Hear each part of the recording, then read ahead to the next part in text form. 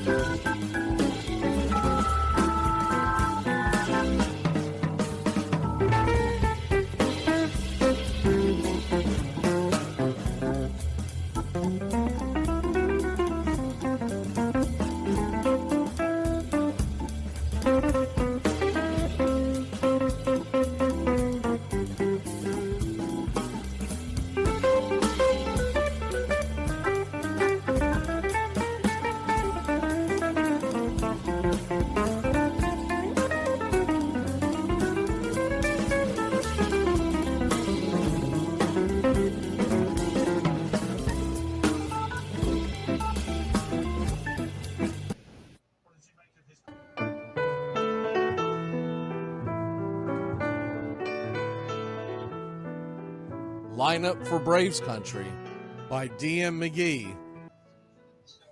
A is for Aaron, the Hammer and Hank, the real home run king. Take that to the bank. B is for Bobby. Cox never cowered. He'd give Blue quite an earful on his way to the showers. C is for Chipper. Don't call him Larry. He would show up in Shea, the Mets he would bury. D is for David. Justice he'd bring. A Game 6 solo brought Atlanta their ring. E is for Eddie Matthews. 512 bombs away. Lit skies from Boston to Milwaukee to the A. F is for Fred. McGriff dog-biting crime. A fire was lit the day he arrived. G is for Glavine. Southpaw winds and kicks. Changing speeds east and west. A gem in Game 6. H is for Harry and his brother George Wright. The father of baseball, Boston pennants in flight.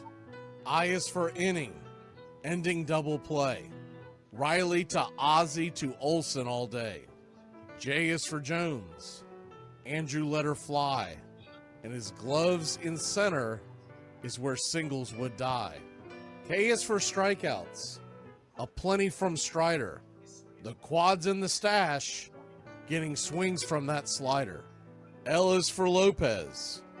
Javi to B-Mac. Travis and Smurf, we've been lucky to see that. M is for Mad Dog. He won 355. Could swat flies with the changeup and still bust you inside. N is for Necro. He got to the hall by bending and knuckling and floating that ball. O is for Otis. Old Nixon could fly. The catch at the wall baffled our eyes. P's still for Peterson. We were all rockin' pearls. With Eddie and Jorge, we were out of this world. Q is a quandary for why Dale is not in. Murphy MVPs again and again. R is for ranking. The top pitcher's lore. Remember Kid Nichols, 107 WAR. S is for Smoltzy. The big three in the hall. When the game's on the line, you give John the ball. T is for Tyler. Matzik and the gift of 2021, the entire night shift. U is for Chavez, but we say Uncle Jesse. The frames, the release, kept the batters guessing. V is Van Weeren. Skip Carey 2. Don Ernie Joe, the tales from the booth. W is Warren. Spawn Johnny Sane. They'd ride him in Boston and then pray for rain. X is Mazzoni. Yeah, X marked the spot. Leo rocked next to Bobby, and his pitchers stayed hot. Why it makes us feel young. The game's main appeal. Chopping through the battery, there's no better feel. Z is for Zip Boom Bam, Rama-Lama Ding Dong. Throughout the summer, we sing that song. From AJ to eyeglasses and a hell of a pen. Mad Max, Uncle Charlie, win after win. A cannon from short, and RC you later. Acuna Matata, there is no one greater. Though you can't fit them all when you just A to Z. Think of your favorites in the rafters we see. I started with 3, then 10, 25, 47, 31, and of course 29. Let's not forget 21, 41, 35, the great 44, or 755, and old number 6, who led his great teams. The pennants were flying. It felt like a dream. From Boston to Milwaukee to Atlanta's TBS, a family, a tradition, Braves Country's the best. Lineup for Braves Country by D.M. McGee.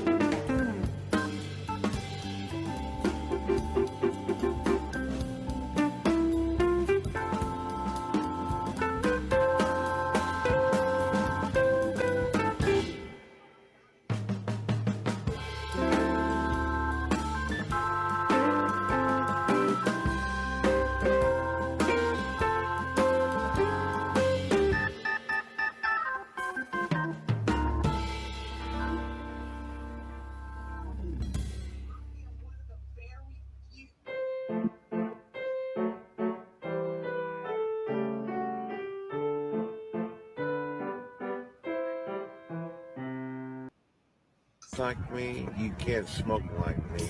So don't try and be like me. Let's party together.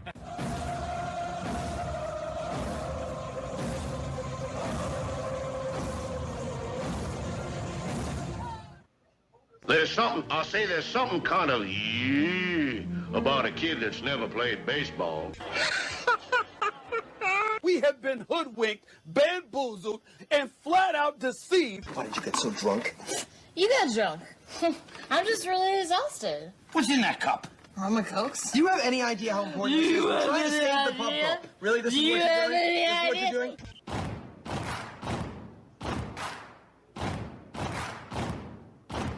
Baseball is a beautiful thing.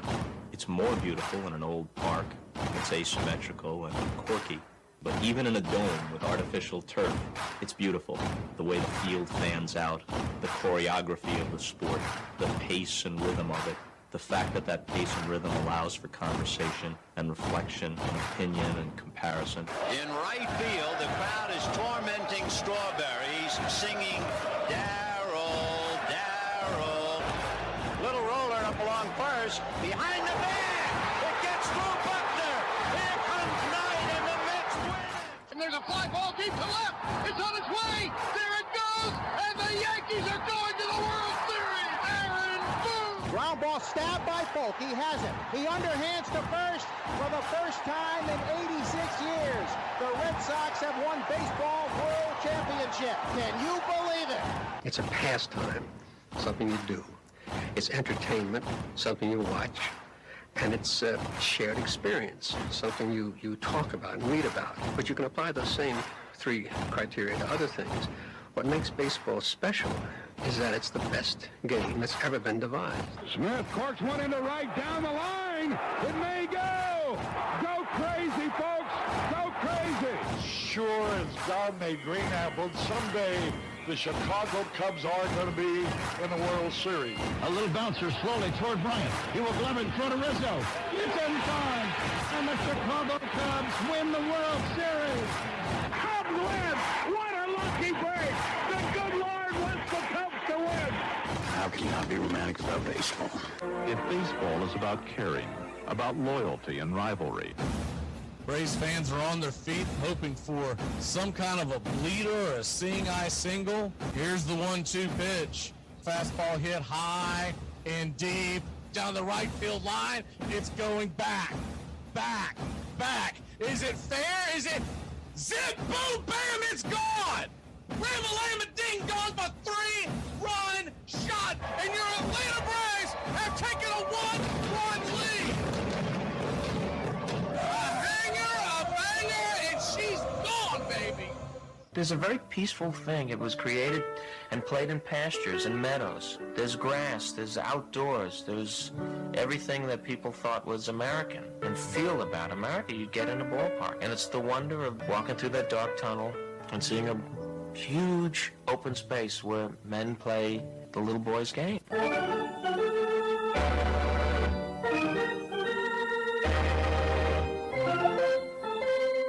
I believe in the Church of Baseball. I've tried all the major religions and most of the minor ones. I know things. For instance, there are 108 beads in a Catholic rosary and there are 108 stitches in a baseball. I prefer metaphysics to theology. You see, there's no guilt in baseball, and it's never boring. It's a long season and you gotta trust it. I've tried them all, I really have. And the only church that truly feeds the soul day in, day out is the Church of Baseball.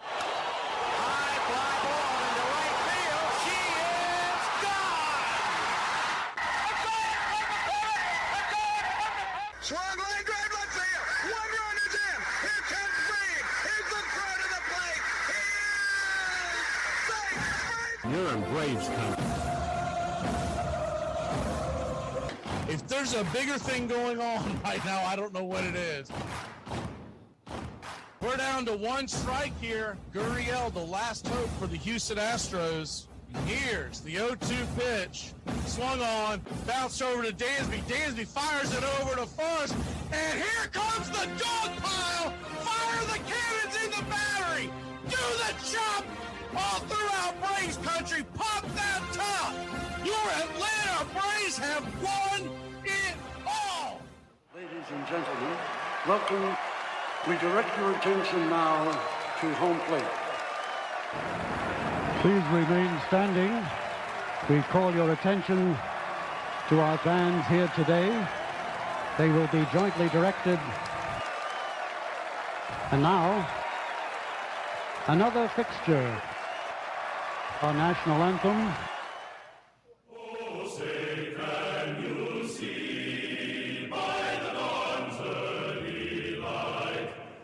So proudly we hailed at the twilight's last gleaming, whose broad stripes and bright stars through the perilous fight, o'er the ramparts we watched were so gallantly streaming, and the rockets' red glare, the bombs bursting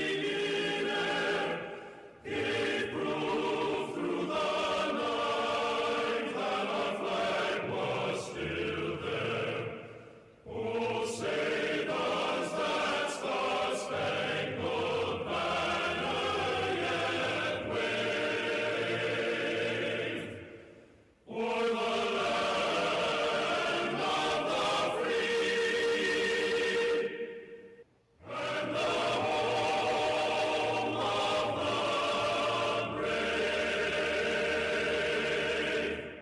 Play ball! At this time, ladies and gentlemen, we'd like to introduce today's teams as participants in this historic game.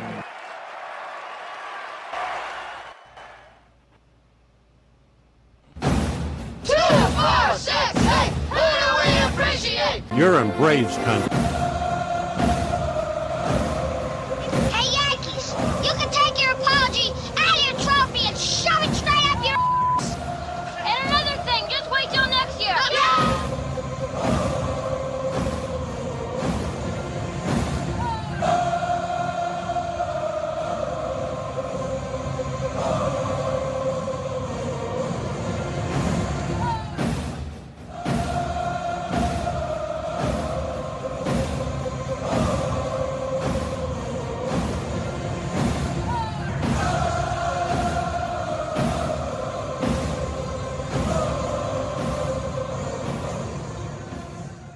On a beer?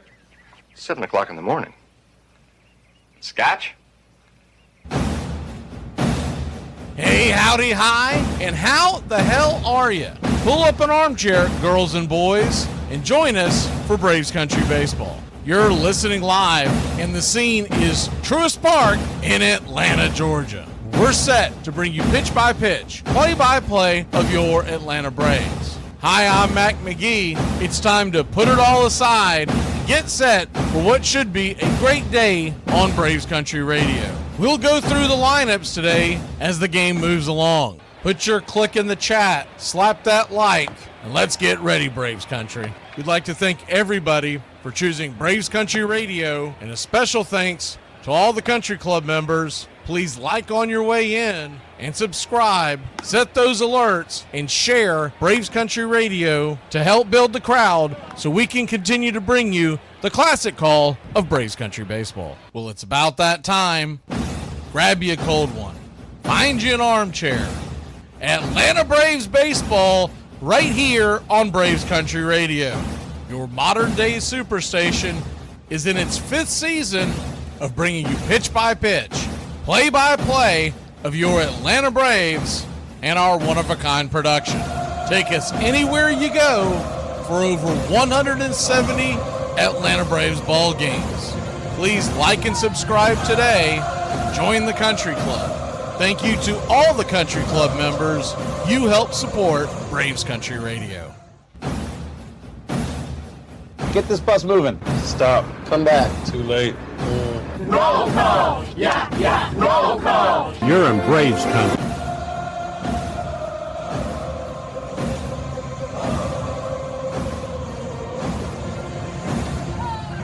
Good afternoon, Braves Country. Feels like a great day to win a series.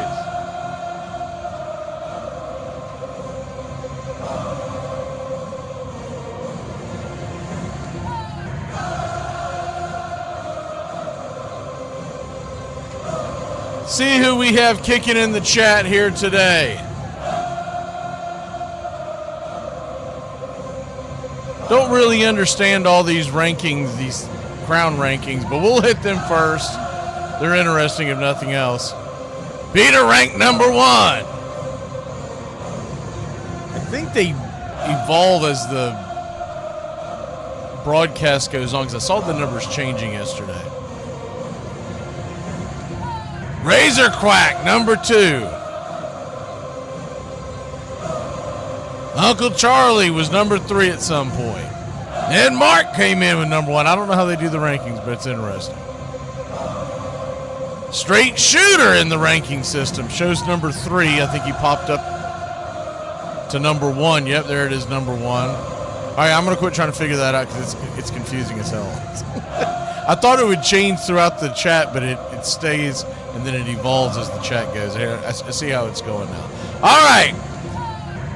I see Royal PETA, Country Club member. Razor Quack, Country Club members. Who other Country Club members we have? Uncle Charlie Fritz, Justin Green Machine, Mark Ricky Ricardo, John,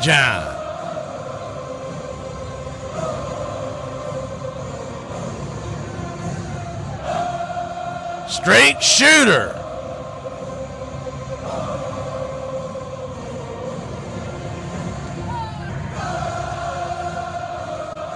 George Rogers, hell of a running back. Taku, good to see you. See if we got any other Country Club members in the chat before we get to the others. Oswaldo Perez, good to see you.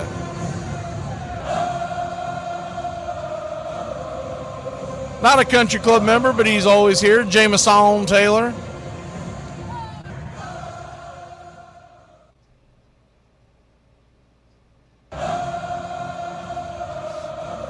Let's see who else we have in here today. On a Sunday afternoon, Gary the Real McCoy, Country Club member. B Money, Country Club member. My man Nathaniel Brooks, Country Club member. See if we got any Country Club members. Hey, there's Bugs. I hadn't seen you in a minute. And let me see if I missed anybody. If we missed you so far, jump into the chat. I'm going to scroll back to the bottom here in a second and make sure we got everybody. This thing moves pretty fast on me. Kind of jumps around as I'm doing this.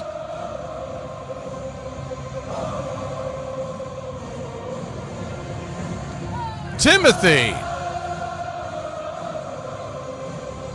I think Timothy and Jameson were the only non-club members that I saw. Did I say Razor Quack? Razor Quack.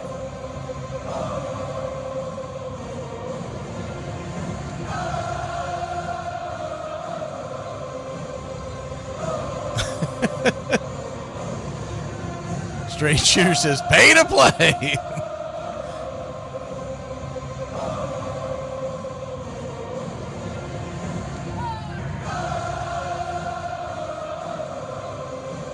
Looks like we're just about caught up and we're about ready for first pitch. It's coming up here on the other side of the break. Pitch by pitch. Hey, there's Freedom. Pitch by pitch, play by play of your Atlanta Braves. And we have ironed out the doubleheader. I'm not going to load you with all the broadcasts, but I'm going to tell you what's coming up in the next couple of weeks. We'll be back in a flash here on Braves Country.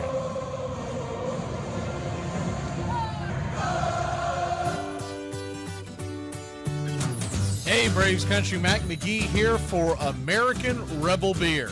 America's patriotic light lager, all natural ingredients. Stand tall, be proud. The perfect beer to celebrate life, liberty, and your pursuit of the American dream. America's patriotic light lager, offering a crisp, clean, bold taste. The perfect beer to celebrate life, liberty, and your pursuit of the American dream. A beer with only 110 calories that tastes like a full-flavored beer and celebrates like freedom.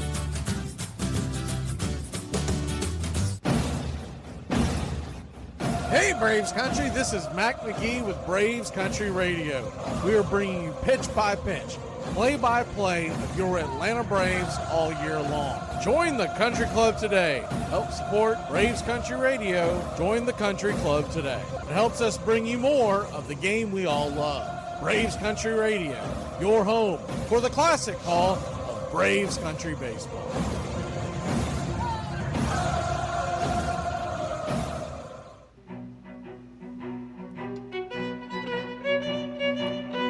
Hey, Braves Country, Mac McGee here for American Rebel Beer.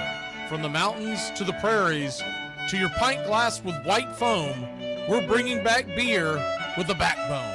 All that matters in our brew is taste and a touch of American excellence. American Rebel Beer, born in the USA.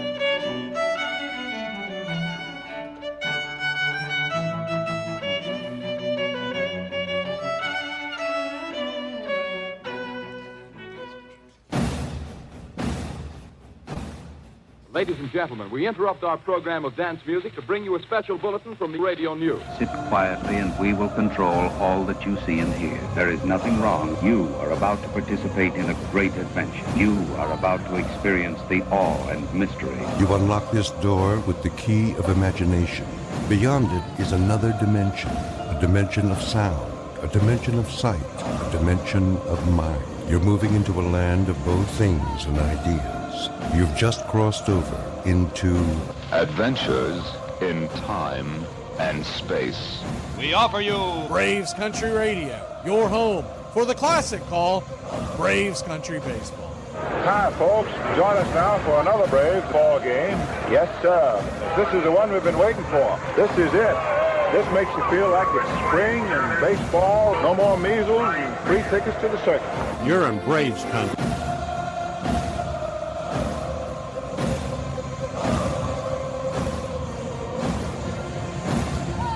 This is a reminder, disorderly conduct will not be tolerated. Please respect your fellow fan and refrain from any unruly behavior.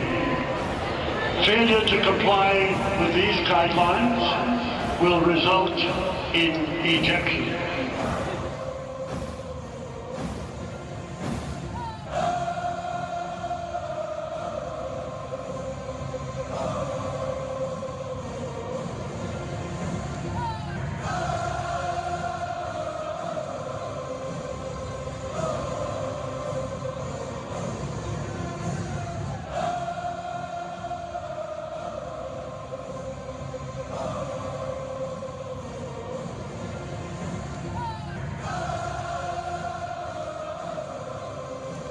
All right, Braves Country.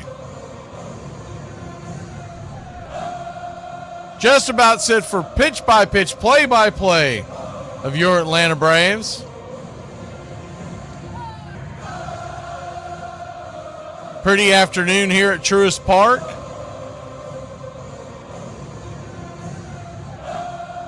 Some clouds in the area, but I don't believe there's much of a threat of rain. Sun's is shining over the stadium. And Grant Holmes hitting the bump to get his final warm-up tosses in.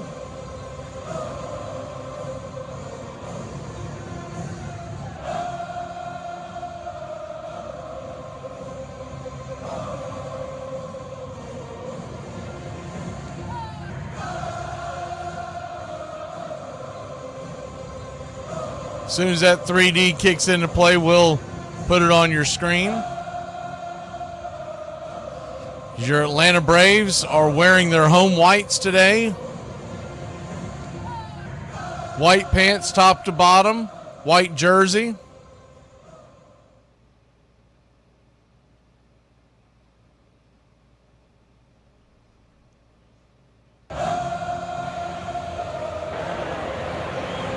Braves across the chest, in red, outlined in navy, piping right down the middle, blue ball cap, red bill, white A representing the city of Atlanta. Yankees are in their home grays with the block blue letters across the chest, New York, and the blue ball cap with the white interlocking NY representing the city of New York and the state of New York. Y'all missed the hubbub there was a bit of a controversy, we'll get into it in a second, between Eddie Perez and Aaron Boone and Jazz Chisholm. And as the story goes, Jazz was at second. If you remember the fly ball Jazz was standing at second. There was a sac fly. When he got to third, Eddie Perez believes that he was stealing signs, and he pointed to his head like, be smart, or I know, or something like that. Well, Jazz took it as, we're going to throw at your head, and that's where the controversy ensued. I don't think there's going to be much about nothing happening, but you never know. There could be some headhunting. You never know. We're just about set for pitch-by-pitch, play-by-play of your Atlanta Braves. And yes, sir, it is Braves country. It is baseball time in Braves country as the first pitch on the way from Grant Holmes. Misses outside, it's 1-0. Righty-lefty matchup, the 1-0 to Jason Dominguez. He's right down the pipe for a strike, it's 1-1. I think I saw a couple of latecomers into the chat. Iron Lung, good to see you. Willis. Thought I saw another one. Oh, Up and Adams, Jason Adams. 1-1. Swing and a miss. Curveball. And it's 1-2.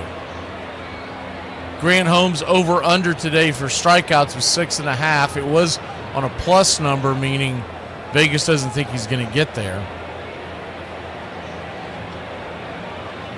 1-2 count. Swing and a just got a piece of it. And I mean just got a piece of it.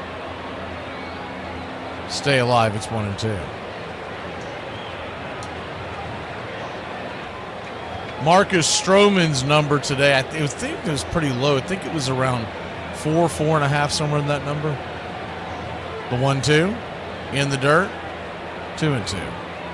Biggest number that jumped out at me was that there was Marcus Stroman's number of outs that he would get was only at 14.5. Of course, he comes in struggling today with a 6.66 ERA on a Sunday afternoon. You got to figure God's on our side, right? The 2-2. Swing, that ball slapped over to third, caught by Nacho Alvarez. L5 in your scorecard. Hard hit ball. 1 up, 1 down. Braves defense fans out like this across the outfield. It's Profar to Harris to Acuna left to right.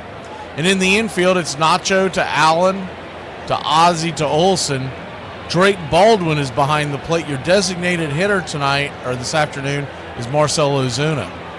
First pitch on the way is a cutter just below the knees to Aaron Judge. It's 1-0. That's the biggest thing. We saw the difference in there. The lineup of the Yankees today is the 1-0. Down and in, 2-0. They have flip-flopped Bellinger and Judge, so it's Dominguez in left, Judge in right, Bellinger in center. If anybody gets on in this inning, Giancarlo Stanton is the designated hitter. The 2-0. Check swing, went around, 2-1. Batting fifth is Jazz Chisholm. He's playing second base. Paul Goldschmidt batting sixth and at first. Ben Rice is behind the plate batting seventh, and Volpe is eighth and the shortstop. The 2-1 swing. That ball's belted and it's gone. Aaron Judge clocks his 36th home run of the year, and just like that, the Yankees jump out to a 1-0 lead. Well, you knew you couldn't keep them quiet the whole series. Braves pitching staff has done a pretty good job against Aaron Judge. That one got a little bit too much of the plate and just shows you how strong Judge is. That ball was middle away, but he shot it with a flick of the wrist to right field. And the 6'7" monster from New York puts the Yankees on the board with one swing.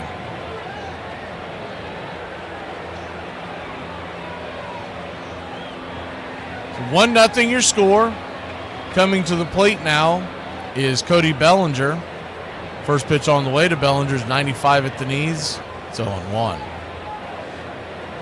To finish up the Yankees lineup, Volpe is batting eighth and at short, and it's Vivas back at third base and batting ninth. The 0-1, outside wide, 1-1. Bellinger, a 284 average with 17 home runs, 56 RBI, 835 OPS. 1-1 count. Swing, pops it up. High into left field, making the catch is Profar, 2 away. Not many have seen Grant Holmes on the Yankees lineup. You would think he would get some early strikeouts, but none so far.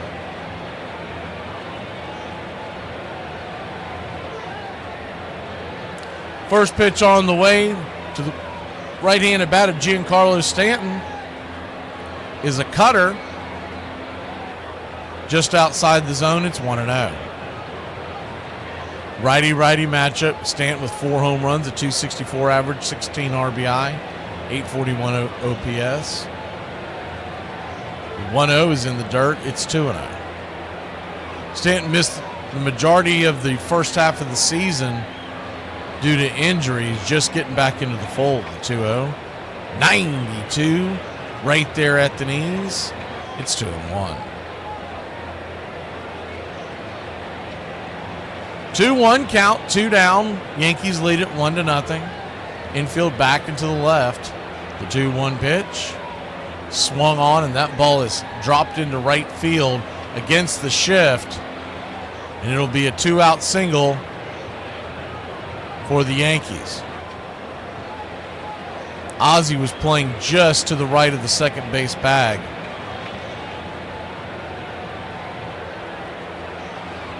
And Olsen pretty close to first, so a huge hole over there, and Stanton took advantage.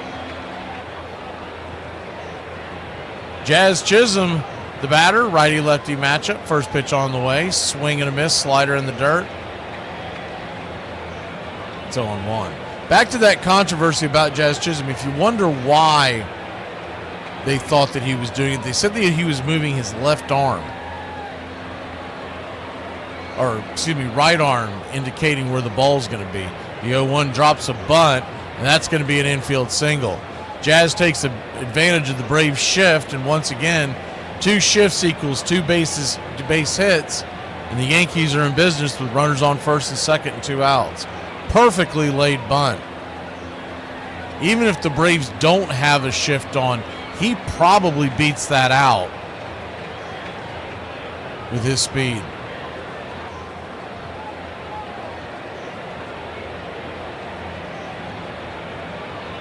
First pitch on the way is a 4-seam fastball to Paul Goldschmidt. It misses out of the zone.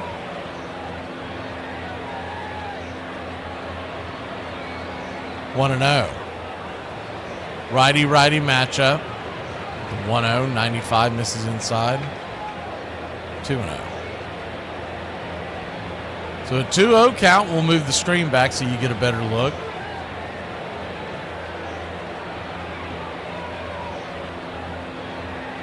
Pitch on the way, swing and a miss, cutter, 2-1.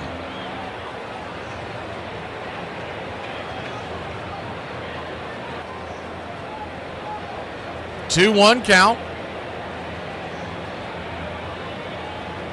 Holmes comes set. Braves trail 1-0. The pitch, swing, fouls it straight back.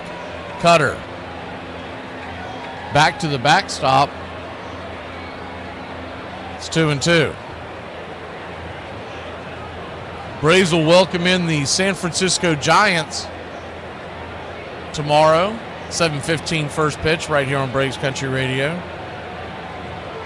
Be interesting to see where they decide to go with that series.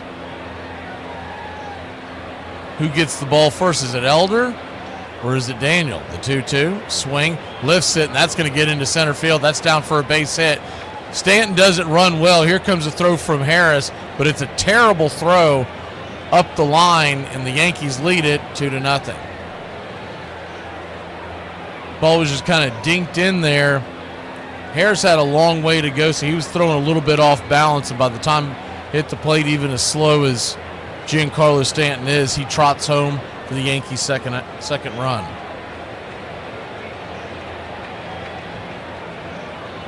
Stanton runs worse than any catcher that you see. I mean, he is literally, and the thing is, if there's a play at the plate, he's not sliding. Nowadays, they just basically tell him to try to stay healthy. First pitch on the way to Ben Rice, the number 7 hitter. He's right there on the outer edge, misses for a ball. It's 1-0. Your home plate umpire today is the 1-0. Swing, fouls it back. 1-1. Home plate umpire today is Shane Livensparger. First base, Bruce Dreckman. Nate Tomlinson is at second, and down the third base line, it's Mark Wegner. The 1-1 swing, pops it up. Shallow center field, drifting back, making the catch is Nick Allen, and that'll end the inning. But not before the Yankees put 2 on the board. Braves got to get to work against Stroman and his high ERA. I feel like women who are gluten-free should have a hall pass on having to deal with boys' bad behavior. Like, we've already had our pasta taken from us. Our bread tastes like unhappiness and has the texture of kinetic sand. So if you get to play with us, swipe left, because we've already been through enough hard times. Happy Festivus. It's Festivus. When George was growing up, his father... Nothing. It's nothing. It's a stupid holiday my father invented. It doesn't exist. Happy Festivus, Georgie. So you can take my glasses off my face to see if I can see without them. But if I flip a out a wheelchair to see if he can move without it, now y'all want to cancel me. Now I'm in the wrong. Out of all races, what would you say is your least favorite race? The one where you got to chase a toddler around the house to put his clothes back on because he took it off after you already dressed him and he's making you late for work, that will her. Hey y'all, it's time for Appalachian Word of the Day. The word of the day is Odyssey. Hey honey, you better come out here quick. You ought to see this deer in our yard. The Reds were the powerhouse of the NL in 1970. We were 70-30 after 100 games. And they got the nickname to match. We were so good in 70, we became the Big Red Machine. The Big Red Machine. That Big Red Machine, which has been rattling and rumbling along. And Johnny was the key part. He was magnificent. This could be my best year ever. Who knows? I'm quite pleased with the way things have gone, and especially when you're in first place. I had 4 ways to have a good game. I had to call a great game. Johnny was very intelligent. Ain't nobody sitting in that dugout telling Johnny Bench what to call. I could throw runners out. It would have been interesting to be a Reds pitcher because you better get your ass out of the way. I could block home plate. Forget it. We know that guy going to be out. And I could get hits. I remember facing him at Crossley Field, and he hit a rocket against that scoreboard. I thought he was going to knock it down because there was continual noises after it hit. Thank you for listening, liking, and subscribing to Braves Country Radio.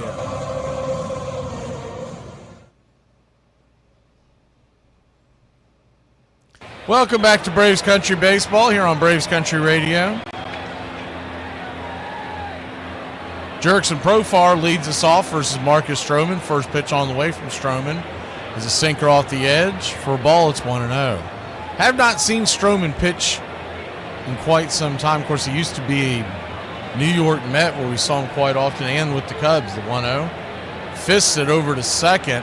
Kind of an off-balance swing by Profar. Got jammed. 4-3 put out. No way.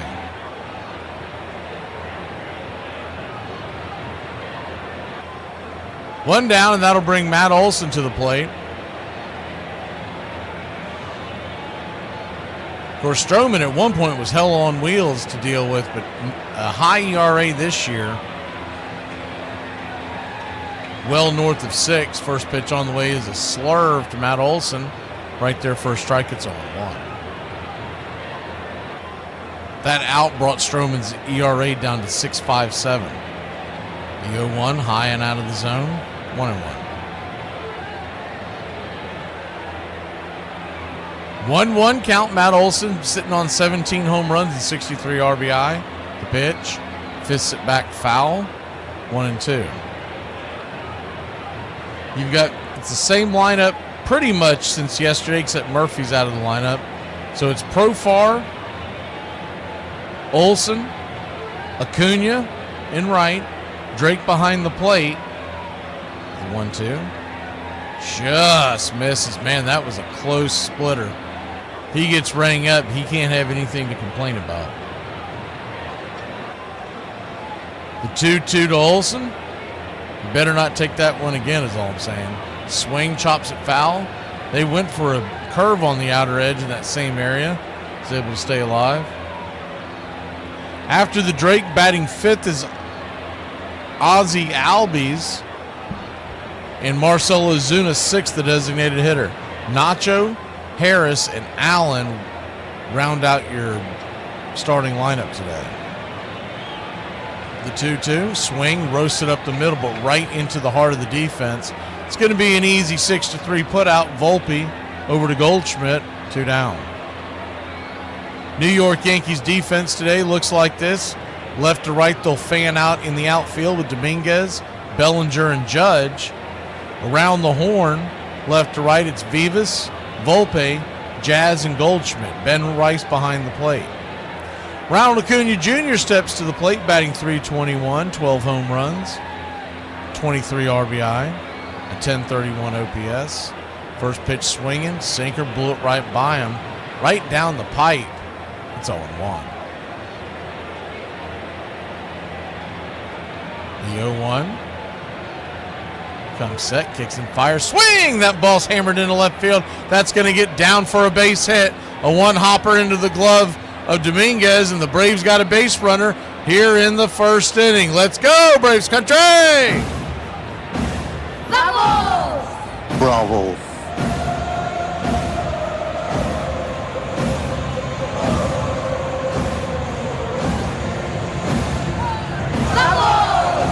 Bravo.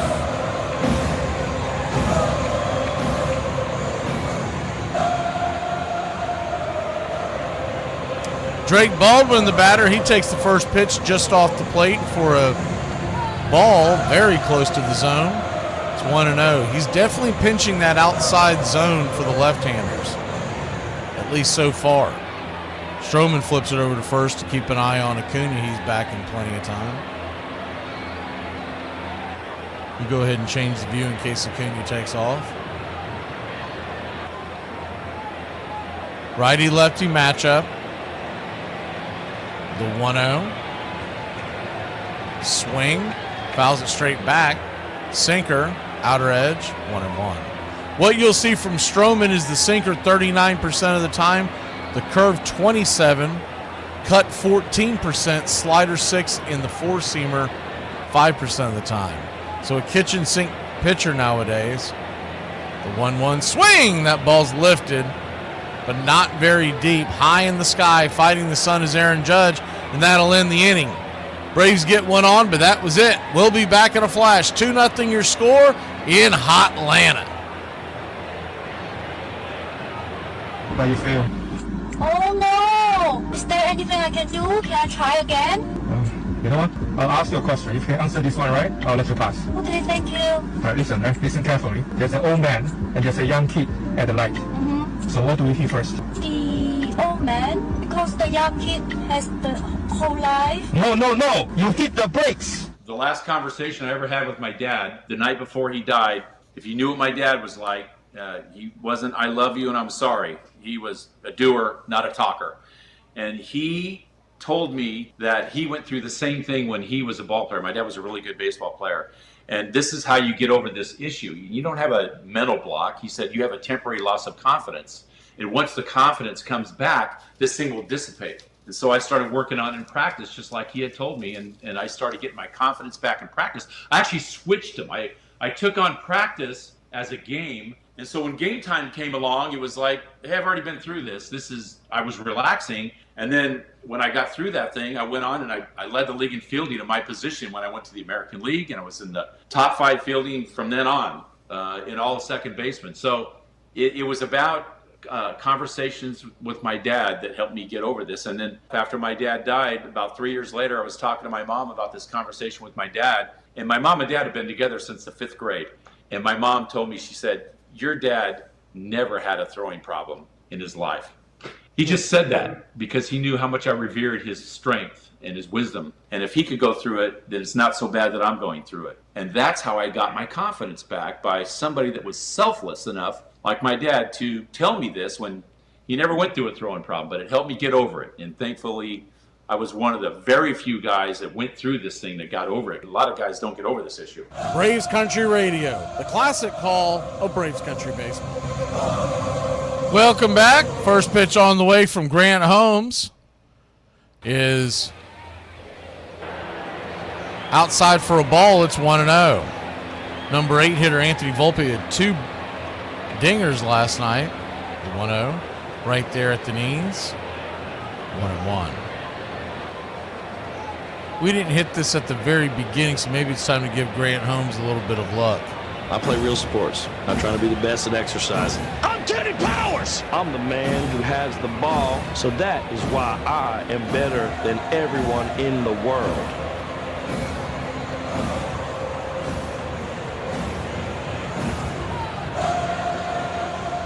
One misses down and in 2-1. 2-1 from Grant Holmes. Kicks and fires, fouls it back into the crowd. 2-2. Braves infield is back into the left, playing the right-handed Volpe to pull. Outfield, deep and straight away. The 2-2 pitch. Swing, chop swing. Just got a piece of it. He peppers it off the plate, 2-2.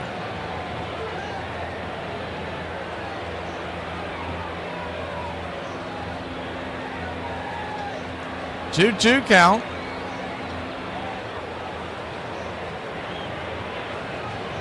Swing, rolls it over towards short, easy play. Nick Allen flips it over to Matt Olson. 1 up, 1 down here in the second.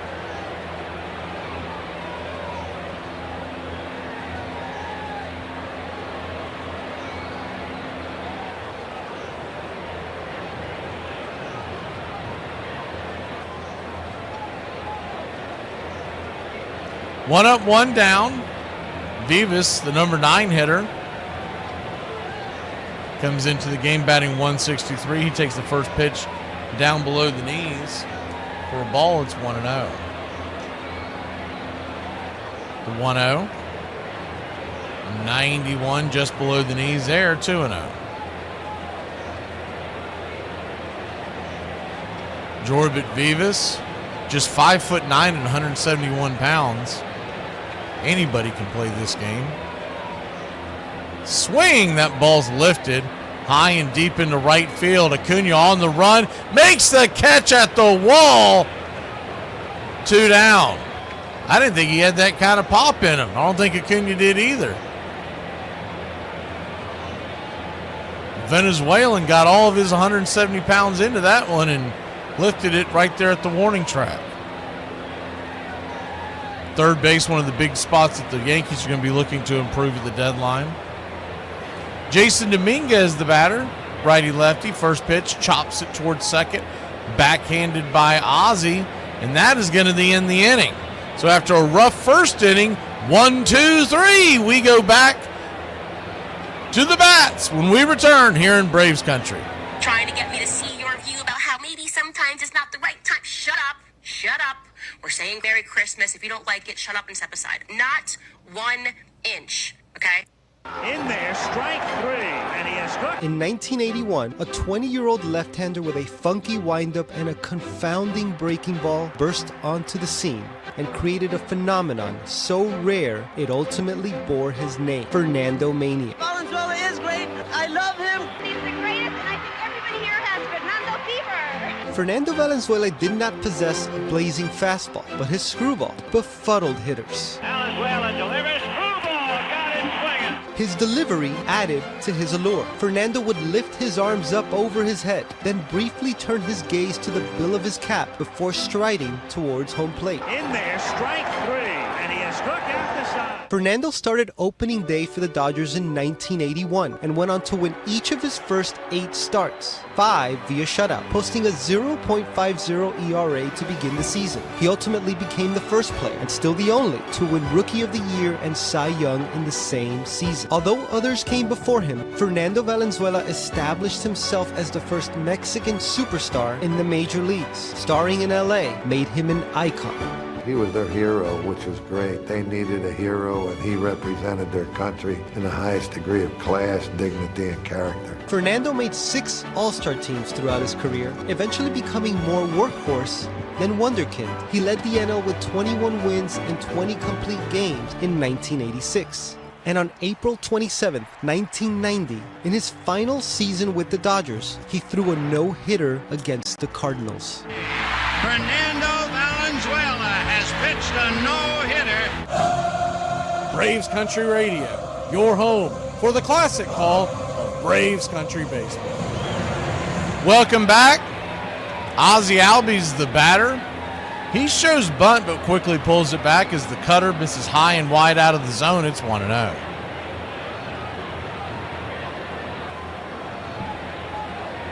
Yankees 2-0. Bottom of the second, the 1-0. Bangs the slurve down the first base line, 1-1.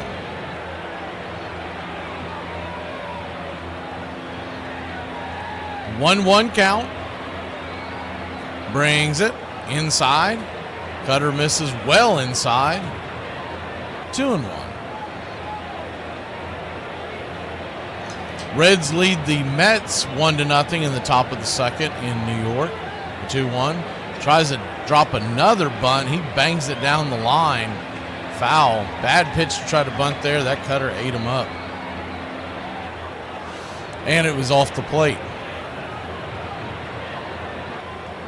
Ozzie doesn't bunt a whole lot. If he's going to bunt, he's going to have to find something for an off-speed to swing at. A little surprised that Ozzie is bunting. He's got good numbers against Stroman.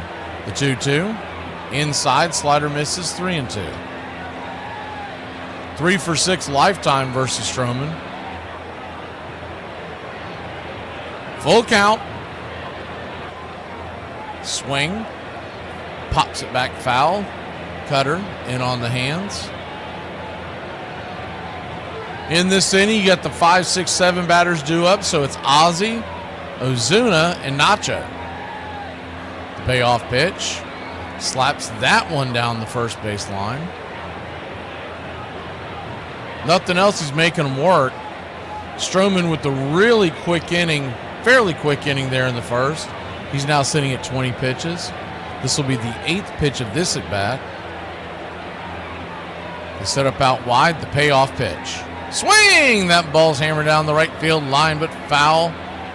Going for the slurve, and they got way too much of the plate. Ozzie almost cut this lead in half. That ball stays in just a little bit. The payoff pitch. Swung on and chops that one foul. Predominantly in this at-bat, they've been inside. The one pitch that they tried to go outside dove to the inside by mistake. The payoff. Swing, rips it down the first base line. Just foul. He missed extra bases by maybe half a foot as it bounces towards the stands.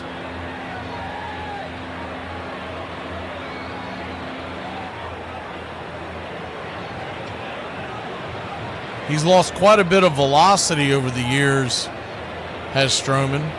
He's averaging high 80s with most of his pitches, low 80s on the off-speed stuff. The payoff, swing and a miss, strike 3. Got him with 91. One of his harder thrown pitches all day long, 1 down. It was an 11th pitch at bat. So he didn't get what he was hoping for, but it's an improvement for Ozzie. He has been having these really quick at-bats during this season-long slump. Marcell Ozuna, your batter. First time we've seen him in about a week. First pitch on the way is a slurve there at the bottom of the zone, so on 1. Did get a pinch hitting appearance last night.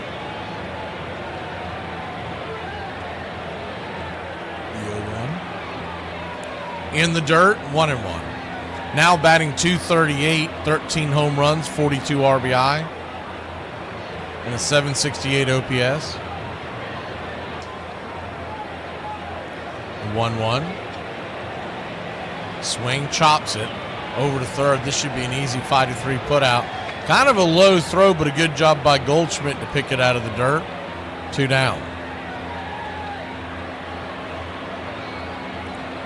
We expect Austin Riley to be activated off the IL when he is first eligible, which is Tuesday.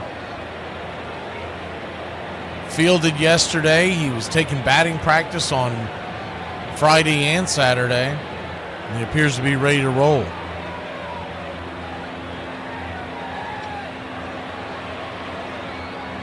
Nacho Alvarez, your batter. First pitch, sinker up top. 0-1. You got to figure Nacho, if we don't see him right after the trade deadline, is the 0-1, just off the plate, 1-1. They may want him to continue to get regular at bats, but he would definitely get some playing time when the rosters expand in September. 1-1 count. 90 right there on the outer black. It's 1-2. Braves have yet to have. Is the 1-2 swing just spoils it down the line. Braves have yet to have anyone touch base except for Acuna. The 2-out single back in the first inning.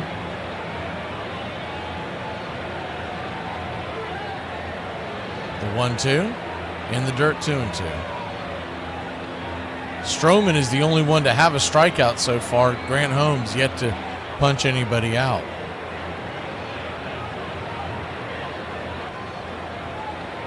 The 2-2 pitch.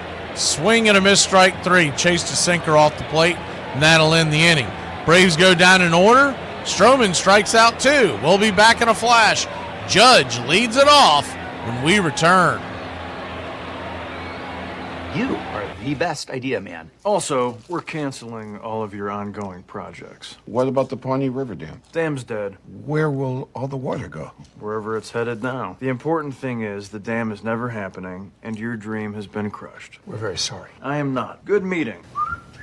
Everybody that goes to AA claims to be alcoholics. Well, how come I'm the only one that brought some beer? There was a great story. Lisa Newhouse Saxon, who was a colleague of mine at the LA Daily News, she was covering the Dodgers and the Angels at a time when female sports reporters were pretty much banned. They were shunned. And she was at a game in Cincinnati covering the Dodgers, and she wanted to go into the locker room to do a story about Mario Soto. And they kicked her out of the locker room. The Reds people just had enough and sent her back. So she was just depressed. And the next day, she'd get on the team bus, and Vin was sitting there, and Vin said, "Come here, sit next to me." So she does, and Vin just said to her, without even saying what happened with the incident, he goes, "Who is it do you want to be like as a sports reporter?" She goes, "Oh, this guy is so popular, and this guy is really good." And Vin just said, you should really just be your authentic self. Just be Lisa. And from that, it gave her this great sense of confidence, and she actually she lived near him in Brentwood, and she went to church with him. He invited her to come to church with him, and it was just one of those blessings that you can't make up. And when Vin was inducted into the Baseball Reliquary, which is this great event we have out in Pasadena every year, Lisa did the acceptance speech for him and told that story. And I knew about that story, so Lisa just went, that was her go-to story about Vin, this tomboy who grew up listening and wanting to play baseball, and how everyone says, don't meet your heroes. And she said, no, this hero was much greater than all I could imagine. The umpire just stood up and said goodbye. As I am saying goodbye, I have said enough for a lifetime. And for the last time, I wish you all a very pleasant good afternoon.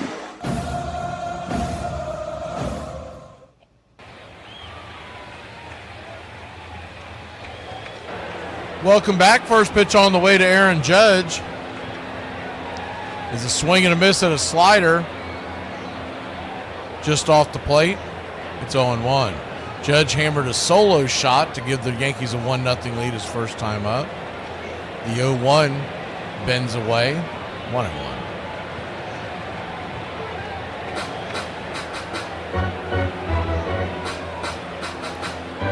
The 1-1 count. In the dirt. 2-1.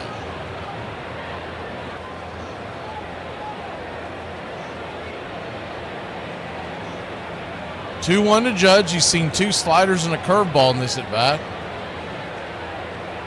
Pitch. 94, misses the outer edge. 3-1.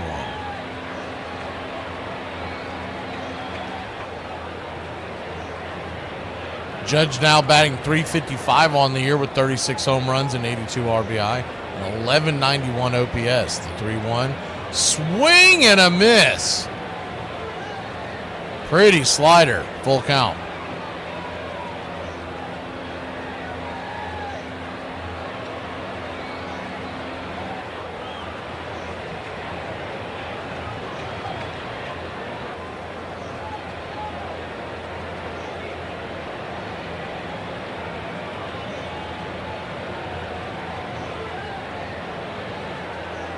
The 3-2 pitch. Swing. Hammers it towards the dugout.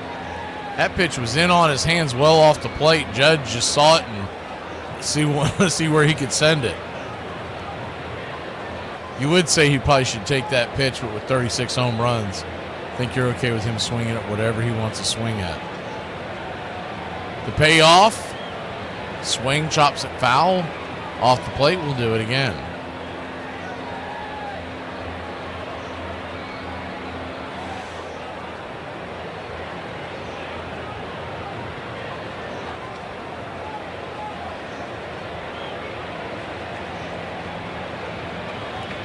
The 3-2. Another curveball. Chops it off the plate one more time.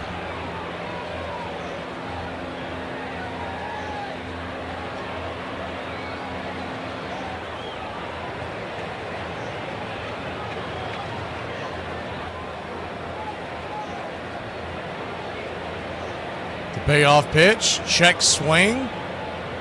Judge can't believe it because that ball barely hit his barrel as he was trying to get out of the way. So it goes foul. He didn't intend to swing at it, but he did. Gene says, call me spoiled, but I'm used to my Braves leading the division. You can call me delusional because I still have hope. I'm not sure which is worse. The payoff pitch. Swing. Hammers it over to third. Backhanded by Nacho. Nacho fires it across the grass. And it's a 5-3 put out. Good play by Nacho. Wow. He's made a couple of good defensive plays. Whoa, hey, check it out. What? Look, that guy. Get me some nachos. It is a sign. A sign that needs nachos to help me score.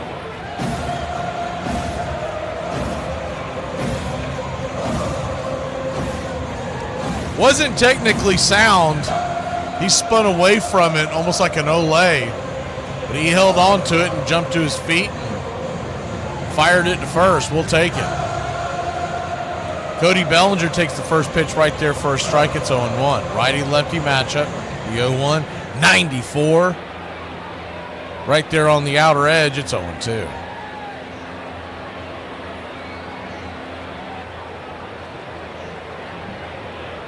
The 0-2. Swing. Chops it over to short. Allen's got it. Fires it to first. And it's a 6-3 put out.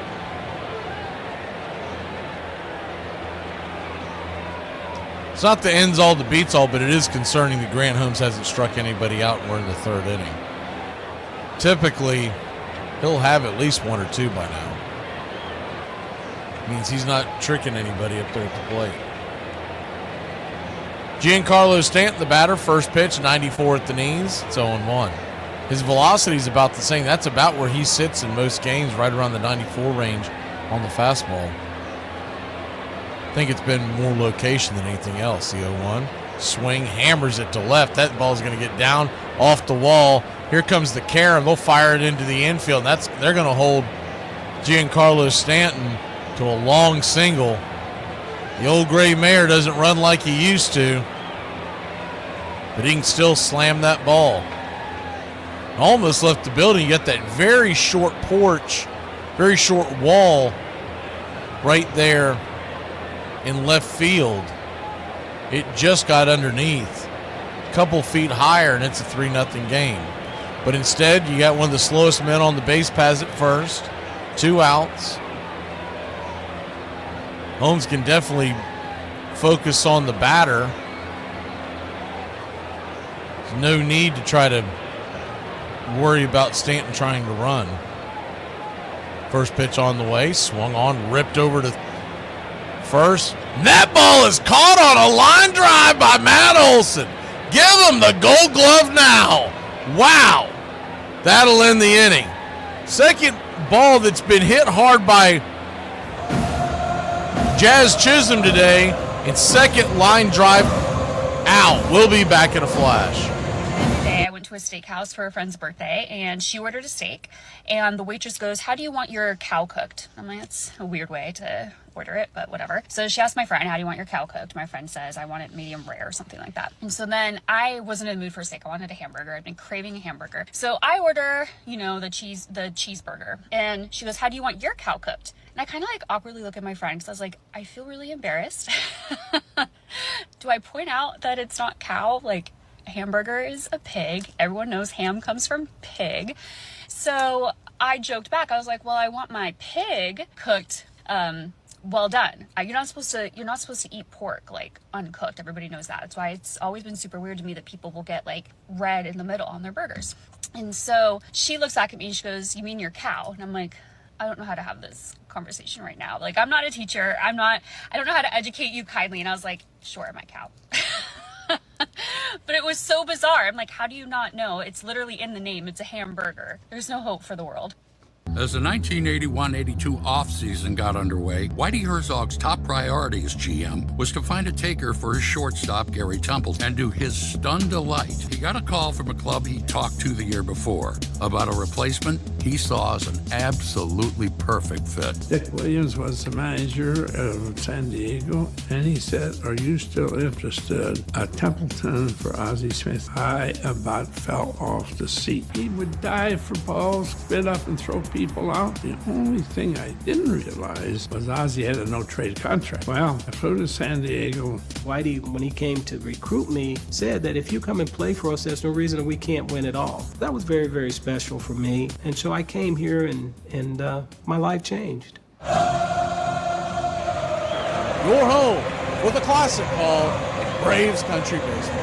Welcome back. First pitch on the way to Michael Harris. That ball's going to get roasted through the middle in between the 4-6 hole, and it's a leadoff single by Money Mike. Hard chopper. First pitch swinging, and we got something cooking here in the bottom of the third. What they know about that? God bless you, Mike. Keep your game tight. Never know. You know what I'm saying? I got a little razzle-dazzle. Nick Allen, your batter, he shows bunt, drops it down the line. That's going to be fair. What a great bunt by Allen. It's going to be a base hit. That was a perfectly laid bunt. If you caught that ball and rolled it gently down the line, you couldn't do a better job. Holy cow, here we go, Braves country. Good piece of hitting by Little Nicky. Hitting, not about muscle. Simple physics. Calculate the velocity V in relation to the trajectory T, in which G, gravity, of course, remains a constant. So two back-to-back hits by Michael and Nick, and just in the nick of time, here comes Jerks and Profar in the top of the order. Braves trail by 2, still a long way to go in this one. Very gentle breeze blowing into right field at maybe 8 to 10 miles an hour, if that. First pitch on the way. He shows bunt, takes it down and away. It's 1-0. Braves must really not have much faith in the third baseman for the Yankees. They have dropped more bunts in this series than I can remember in a long time. The 1-0. Shows bunt, pops it up. Oh, man, that was a mistake. He makes a diving grab over there in foul territory, and there's one away. It's a bad bunt by Jerks and Profar. As I'm looking at the replay, he got the bat underneath the ball. You want to be on top of the ball when you go to do that bunt. You're almost like you're trying to catch it. Instead, he got underneath it, and Vivas makes a great diving catch. But that does bring Matt Olson to the plate.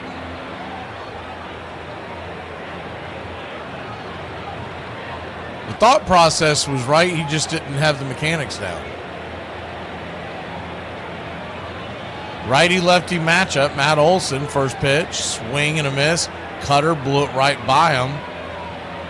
It's 0-1. Infield back and to the right. One swing could really change this game for Matt Olson. Or the man that stands on deck, Acuna. The 0-1 pops it back foul. It's 0-2.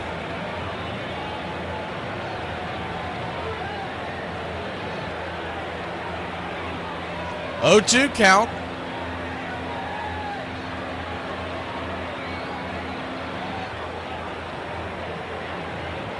Huge hole on the left side now as they really turn the infield over towards the right.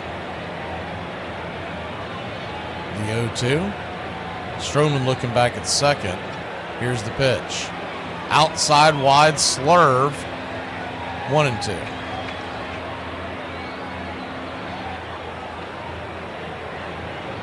.40 pitches in for Stroman, so he's good on that front. The 1-2 to Matty. The pitch. Swing, chops it back to the mound. High throw, but I think they're going to get him. Yep, it's going to be a 1-6-3 double play is what I should say. Thought he was going to get handcuffed. I don't know what Walt Weiss is looking at. There was nothing in question. Maybe he thought the shortstop didn't hold the bag, but he did.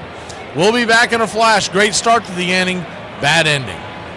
December 6, St. Nicholas of Lycia, modern-day Turkey, died in 343. Nicholas was a Christian bishop renowned for his generosity and miracles, earning himself a saintly reputation. Known for aiding the poor, they say he rescued children and sailors at sea, and once famously saved 3 sisters from slavery by secretly dropping gold coins down their chimney, some landing in stockings hung by the fire to dry. After his death, December 6 became his feast day, and his tomb became a shrine. So popular, his bones were taken by sailors in 1087 and housed in the Basilica de San Nicola in Italy. In Middle Age Europe, he was depicted wearing bishop red with a full beard, but his legend faded except in Holland, where St. Nicholas became Sinterklaas.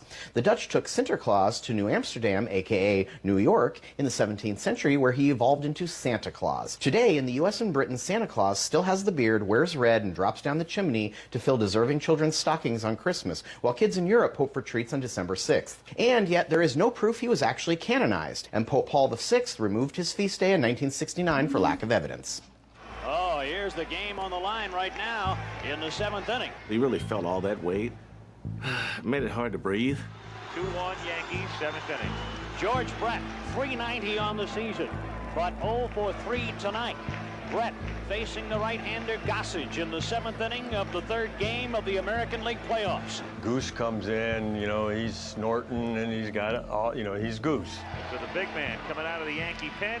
No radar gun back then, but it was 100. I was very excited to see Goose come in the game because he's the type of guy I like to face. Tying run for the Royals over at third base. Lead run potentially over at first base. George is coming up, and we know he's going to do something. And I just said one thing to myself: be quick and try to pull the ball.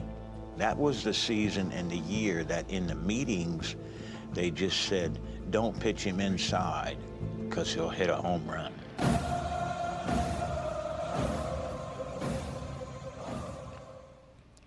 Welcome back. Grant Holmes goes back to work, trailing 2-0. First pitch on the way to Goldschmidt is right there for a strike. It's 0-1. The 0-1. 91 off the plate, 1-1. A lot of teams have their ace going today after the All-Star break. Abbott is on the mound for the Reds. You got Wu and Brown going head-to-head in the Seattle-Houston game today. 1-1 misses, 2-1. Garrett Crochet's going up against the Cubs in Wrigley. The 2-1. 93 at the knees, 2-2. For Holmes to be effective and to get strikeouts, he's got to get those kinds of calls. He's got to have the low call. Been getting pinched a little bit on it, but a lot of it's been his location. 2-2 count. Goldschmidt batting .291 with 8 home runs, 37 RBI. The pitch. Swing, lifts it. High into center field. Drifting back just as he touches the warning track, making the catch for Michael Harris for a loud out number 1. Give you our doubleheader schedule here for the near future. These are subject to change depending on what happens with Braves games and other factors, but this Friday we're going Mets versus Giants. It's part of a doubleheader after the Texas Rangers game versus the Braves. First pitch to Rice is right there at the knees for a strike. It's 0-1. August 1st, which is a Friday, Braves are playing the Reds on a 12:40 game. The 0-1 swing, hard chopper, one hopper into the glove of Olsen. He flips it to Grant Holmes, and it's 2 up, 2 down. When that game ends, we're going to catch the Cubs-Baltimore game in Wrigley Field, already in progress, assuming weather. And 2 more Friday games that we've put in stone. As the first pitch on the way to Volpe. That ball's ripped into left field. That's down for a base hit. And it's a 2-out single by the Yankees. Good hard hit ball. Man, Volpe, he has had himself a series against Atlanta. The ball was ripped off the bat 98 miles an hour. A whistler into the glove of Jurickson Profar. Friday, August 8th, the Braves are playing Miami. We'll follow that up with Boston versus San Diego. And then on the 15th, it's Braves-Cleveland. And the second part of that will be Dodgers-Padres. First pitch from Holmes to Vivas is off the plate for a ball. It's 1-0.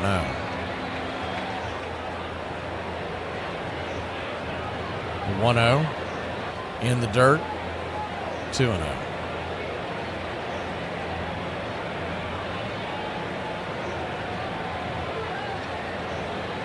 Two-0 count.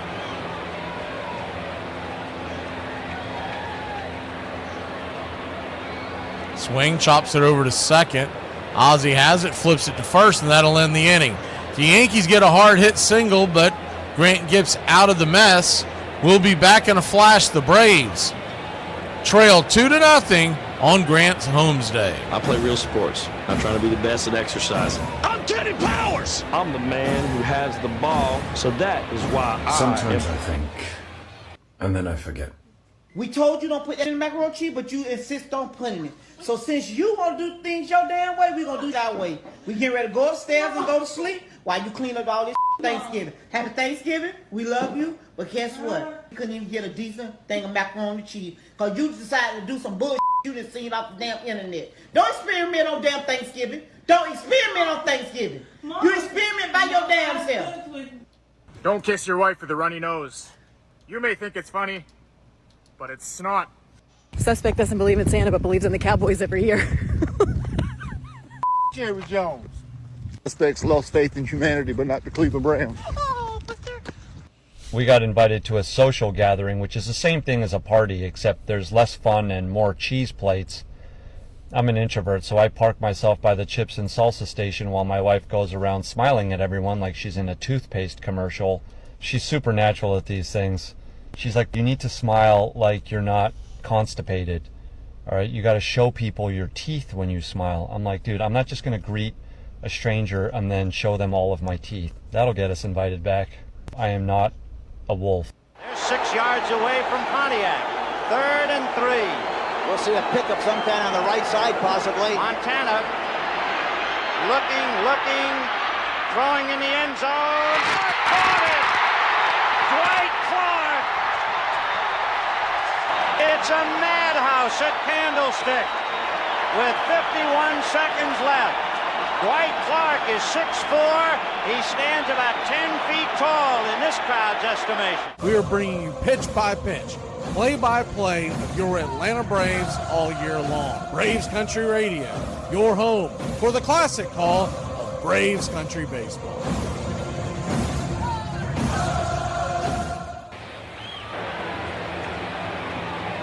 First pitch on the way to Ronald Acuna Jr., who leads us off, is a sinker well inside.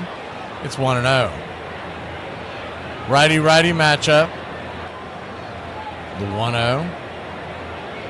Check swing. Man, that shattered his bat. Good Lord. 90-mile-an-hour sinker. It hit it in the right spot. Probably a good thing because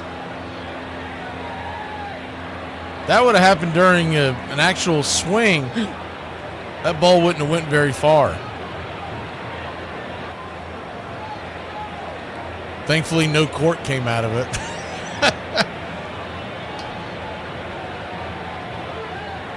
Albert Bell. Didn't Sosa have that happen to him as well? Tried to say it was his bat he used for batting practice, the 1-1. Outside wide, 2-1.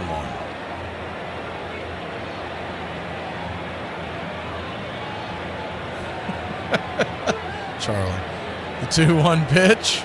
Inside. Almost misses. Almost gets it, excuse me. Misses for ball 3. Really close pitch. I mean, he's been pinching that side of the plate quite a bit. 3-1 count to Acuna. They set up on the outer half. Swing. Chops it foul down the third baseline. Probably chased one there. It hit the zone, but that's not the pitch you want to swing at 3-1.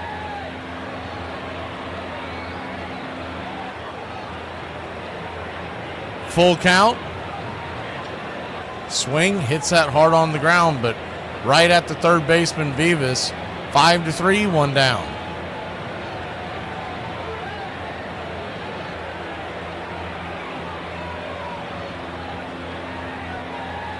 Football players need those pads, Iron Lung, because they hit a lot harder than the rugby players. The rugby players are going more, it's almost like a basketball game where they hit hard, but they're not having the collisions that they do at football.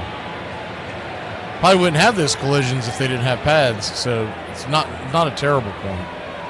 First pitch on the way to Baldwin is off the plate for a ball. It's 1-0. 1-0. In the dirt, 2-0. 2-0 count.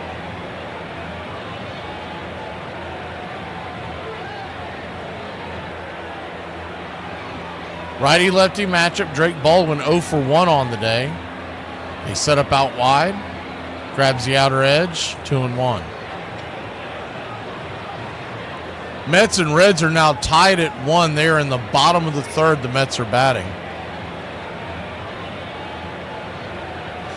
2-1 misses outside wide, 3-1. Same spot that he was at with Acuna, and he worked it back to a ground out to third.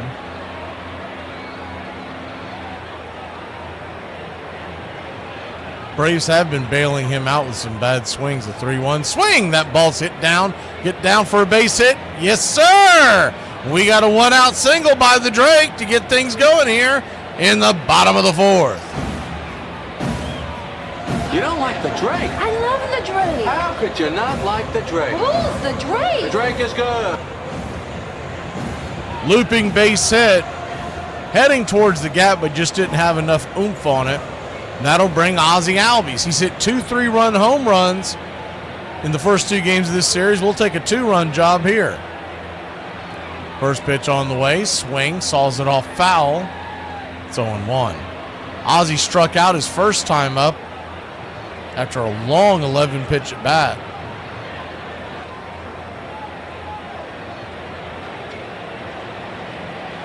Ozzie open stance from the left side. The 0-1, they set up inside. Pitch misses high. Trying to get him to jam shot. I'm telling you, a couple weeks ago, Ozzie pops that thing up. Starting to see the ball a little better. And of course, as you get these base hits, you're not as jumpy and trying to overswing. The 1-1, outside wide, 2-1. Not saying he's all the way back, but you're seeing a better approach at the plate by Ozzie.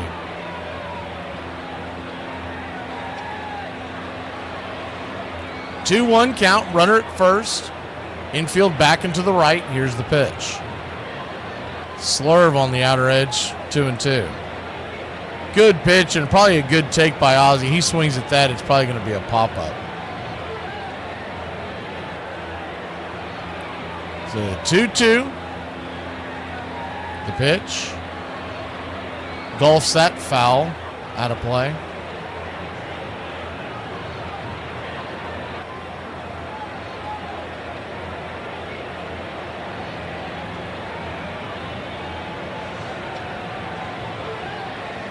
The 2-2. Time is called by Ozzie Albies.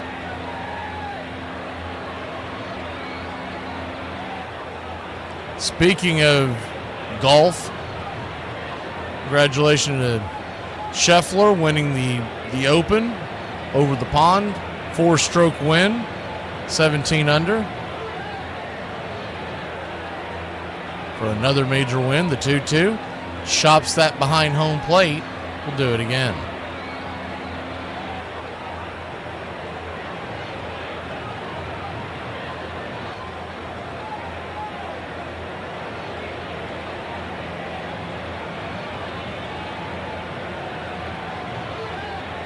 The 2-2 count. Stroman looks in. Swing and a miss. Another strikeout. 2 down. Got him with the splitter that time. First time he got him with the cutter. That time dropped an 81-mile-an-hour splitter and just could not make contact. So 2 out now, and that'll bring Marcell Ozuna to the plate. Stroman about to throw his 60 pitch, by the way, so he's in very good shape on that front. First pitch on the way to Ozuna is a sinker, 90 at the knees. It's 0-1.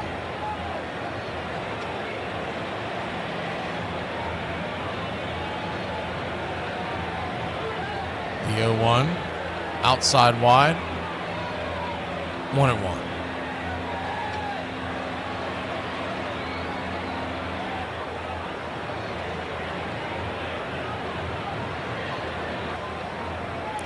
One count.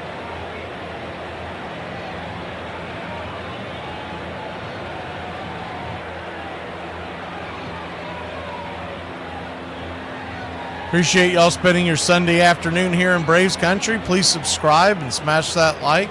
Share it to everybody you know. The 1-1 to Ozuna. Just below the knees. Called for a strike. Bad call. 1-2.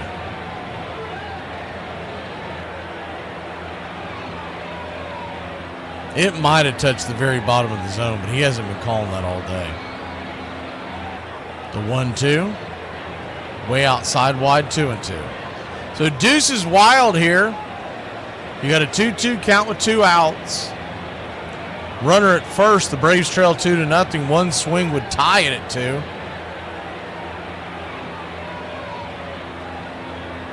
The 2-2. Stroman brings it. Outside wide, ball 3. Now that means the Drake will be on the move.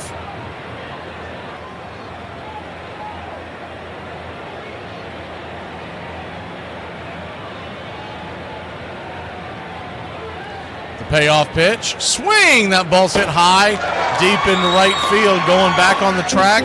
Making the catch at the wall is Aaron Judge, and that'll end the inning. Marcus Stroman is dancing through danger. We'll be back in a flash. Braves trail 2-0.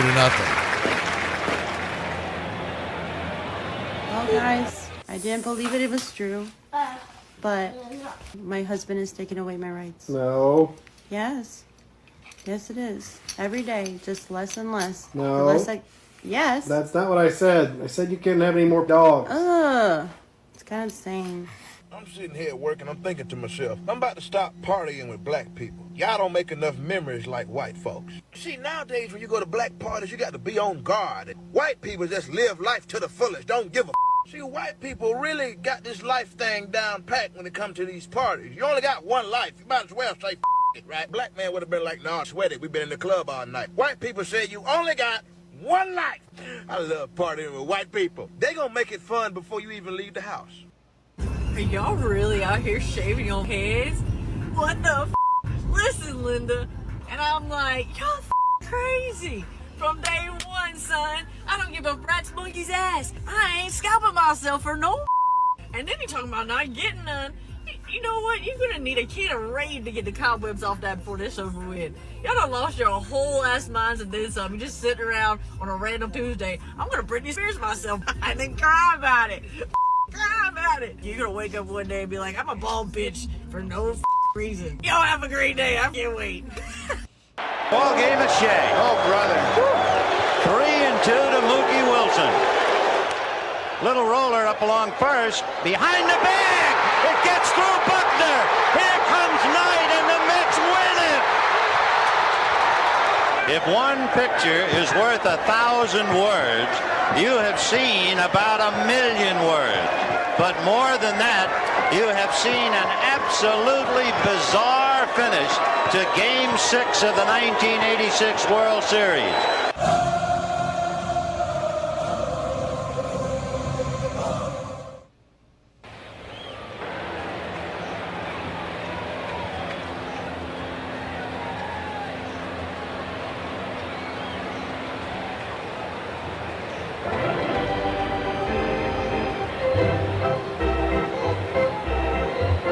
Welcome back.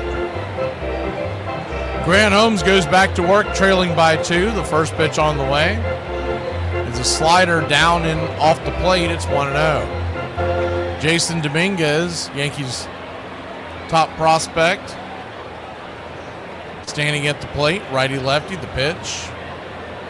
Cutter just misses outside. Called that a strike? All right, we'll take it. 1-1. 1-1 count. Swing, chops it foul. 1-2. Does look like that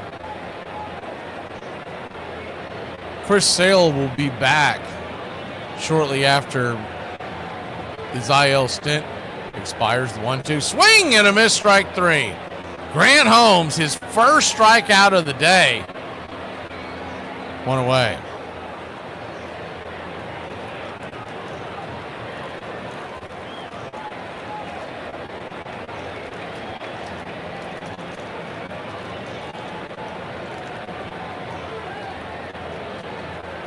One down, and Aaron Judge, the batter, first pitch on the way. Takes a cutter well off the plate. It's 1-0.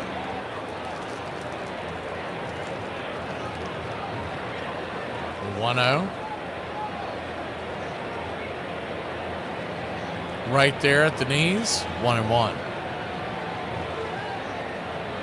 Aaron Judge hit his 36th home run of the year. Back in the first, the 1-1. Swing and a miss, 1-2. Slider down and out.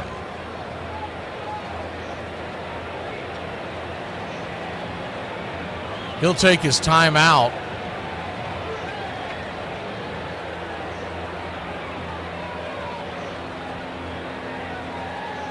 You're halfway there, Adam, if you took the Drake to click. The 1-2. Swing, chops it foul. We'll do it again.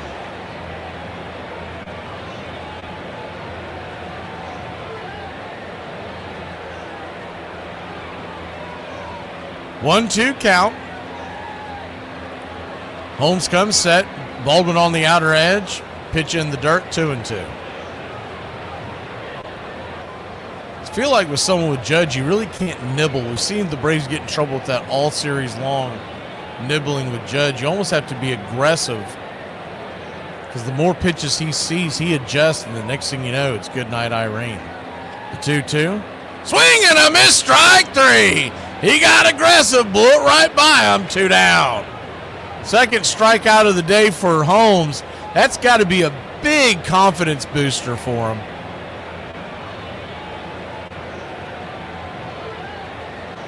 And that'll bring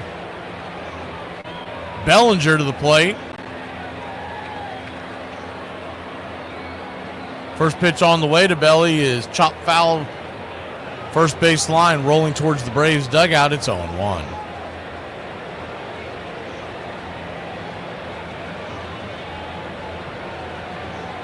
The 0-1. in the dirt. Curveball. 1-1. The out-of-town scoreboard looks like this. It's 8-6 Blue Jays over the Giants in the 7th. Giants trying to stave off a sweep, which would help the Braves. The 1-1. Swing, lifts it into left field. Profar's there. Profar, pro good. That'll end the inning. Grant Holmes strikes out 2, and the Yankees go down 1-2-3. We'll be back in a flash here on Braves Country.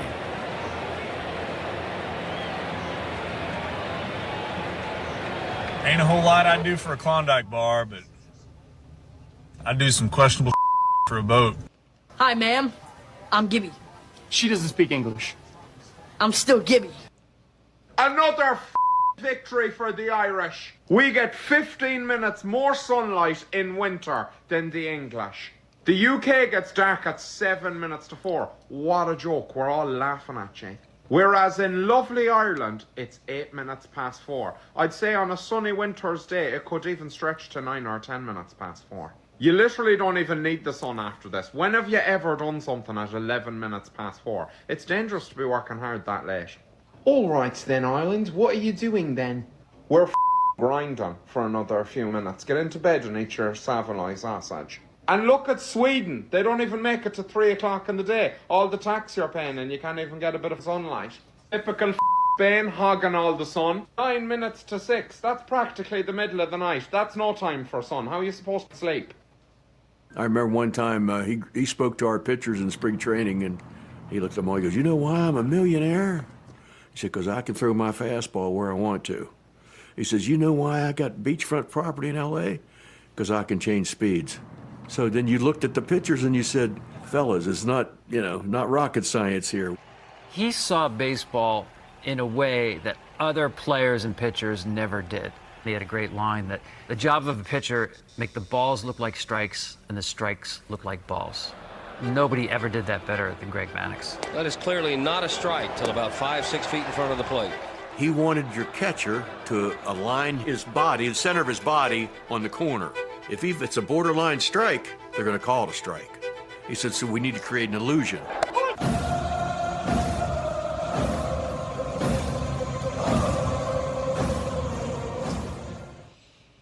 Welcome back to Braves Country Baseball. First pitch swinging by Nacho Alvarez.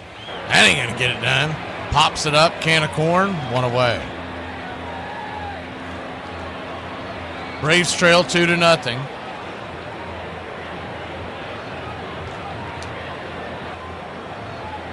Michael Harris, the second, stands in. 1 for 1 on the day. First pitch, takes 90 on the outer edge. It's 0-1. As far as our midweek doubleheaders, Monday, August 4th, we're going to bring you the Braves game, and right after that, it's going to be San Diego, Arizona. As the 0-1's chopped down the line foul, it's 0-2. Tuesday, August 12th, Braves take on the Mets, and then we're going to check into Los Angeles with Travis d'Arnaud and the Angels versus the Dodgers. The 0-2's outside wide, 1-2. And on Monday, August 18th, Braves take on the White Sox. That'll be followed up by Padres Giants. The 1-2 chopped on the ground. Over to third, 5-3 put out, 2 down.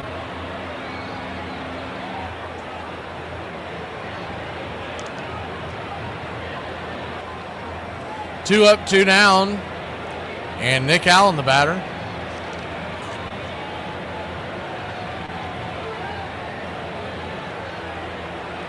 Braves trail by only 2. First pitch on the way to Nick Allen is swung on, popped up, down the line, giving chase is Judge and Goldschmidt. They both fall into the tarps, and the ball smacks the screen. It's 0-1. Peter, the Travis night is in August. You'll have plenty of reminders. I think it's a Monday night. Let me see when it is again. No, I'm sorry. It's a Tuesday night. Tuesday, August 12th.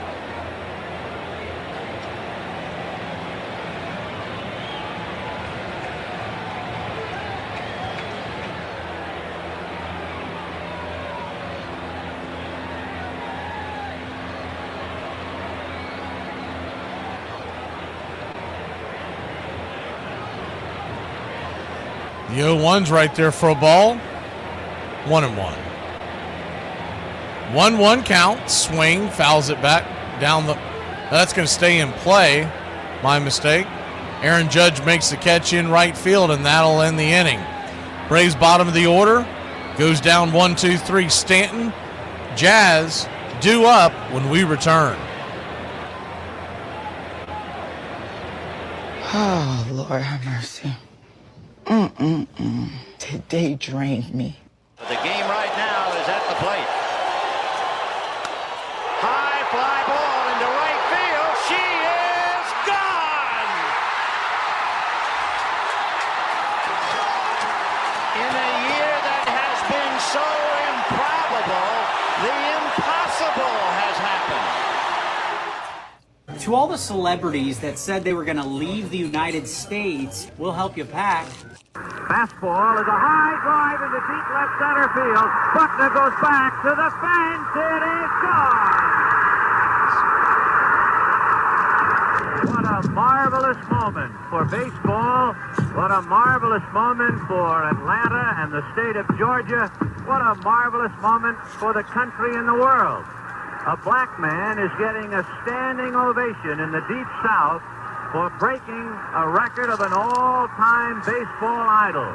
And it is a great moment for all of us, and particularly for Henry Aaron, who was met at home plate not only by every member of the Braves, but by his father and mother. He threw his arms around his father, and as he left the home plate area, his mother came running across the grass, threw her arms around his neck, kissed him for all she was worth. Tremendous strain and relief of what it must have been like to live with for the past several months.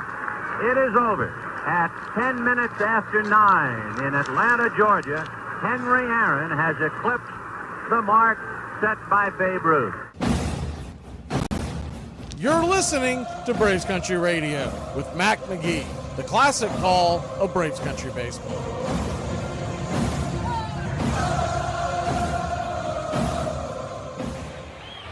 First pitch on the way. Giancarlo Stanton is right there for a strike. It's 0-1. Righty-righty matchup. 79th pitch of the day. The 0-1 swing rips it into left field.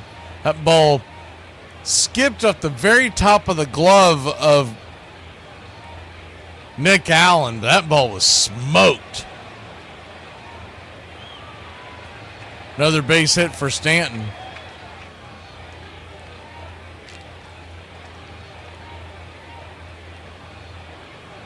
One on, nobody out to start the inning. It'll be Jazz Chisholm.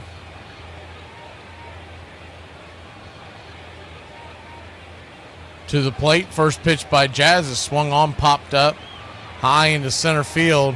Making the easy catch is Michael Harris II for out number 1.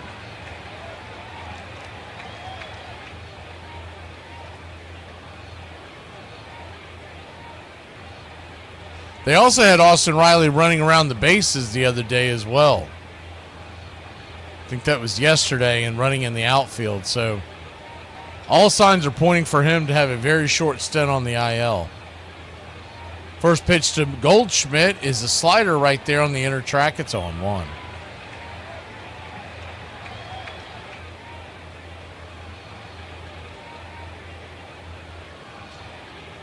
They still continue to debate on X whether or not the Braves are going to pick up the Ozzie option as the 0-1 inside. Almost clips him as it goes by. It's 1-1. One of the Braves writers was talking about Ozzie starting to hit better, and that will lead to the Braves really considering picking. They're not going to release him. Is the 1-1? It's right there at the knees. It's 2-1. The simple fact of the matter is, if you pick up his option, it's a $7 million hit on the tax. It's a 2-1 down below the knees. Ball 3-1. But if you don't pick up the option, it costs you $4 million. The 3-1 swing, fouls it away. So you're trying to tell me you're going to find a second baseman for $3 million in this market that's going to bring you more to the table than what Ozzie Albies can hopefully do after the worst year of his career. The payoff, inside, ball 4. So Grant Holmes walks Goldschmidt, his 86th pitch of the day. Think in a perfect world they would have loved to get Holmes through 7, but he's just trying to get through 6 at this point.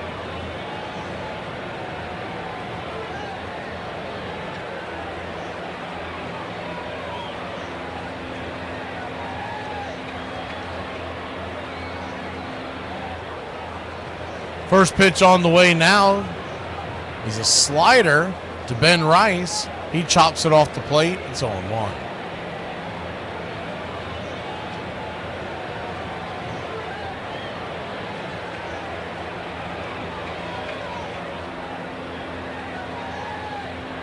The 0-1.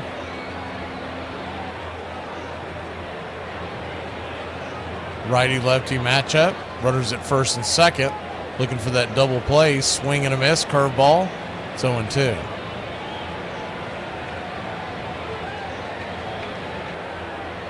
Yeah, I think you're misreading that Eddie Perez thing.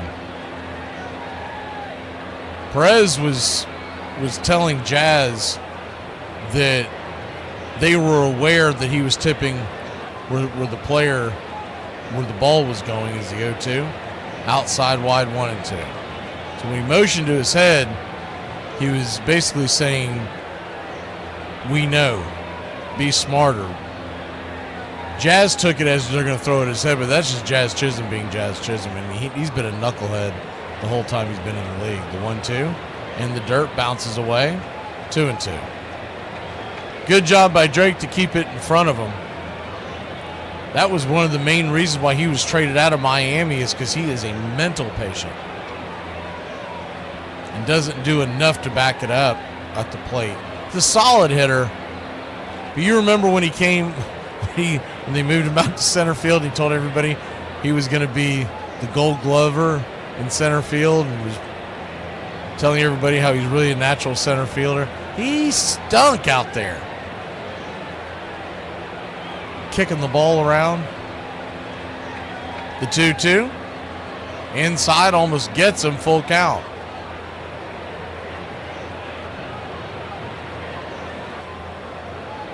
Yeah, no. Jazz Chisholm needs to keep his mouth shut. That's where that comes to. So a full count, runners at first and second, 1 out. Swing, just got a piece of it. Popped out of the glove of Drake Baldwin with that spin. He holds on to it. It's a strikeout, but you can't blame Drake for that. Looks like is a trainer coming out there to look at Ben Rice? That's what it looks like. He's walking around. I don't know what had to happen through the swing. The ball may have hit him in the ankle on the foul. I think that's got to do with the swing. I don't think it has anything to do with where the ball landed. It was enough for them to come out and look at him, but it looks like he's going to be okay.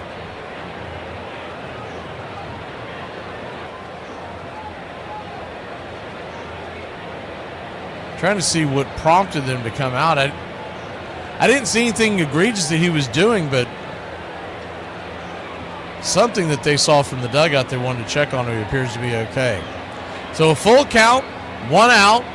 The pitch, swing, chops it off his foot, and do it again.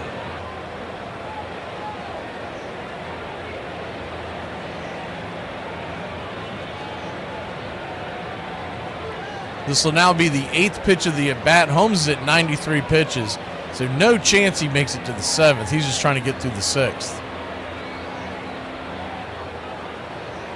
The payoff, in the dirt, ball 4. Went for another bender. I don't know why when you got a guy that's obviously wincing there at the plate, why you don't just bring the heat. Instead, they nibbled again, and bases are loaded, 1 out, and Krantz is going to go out and talk to him.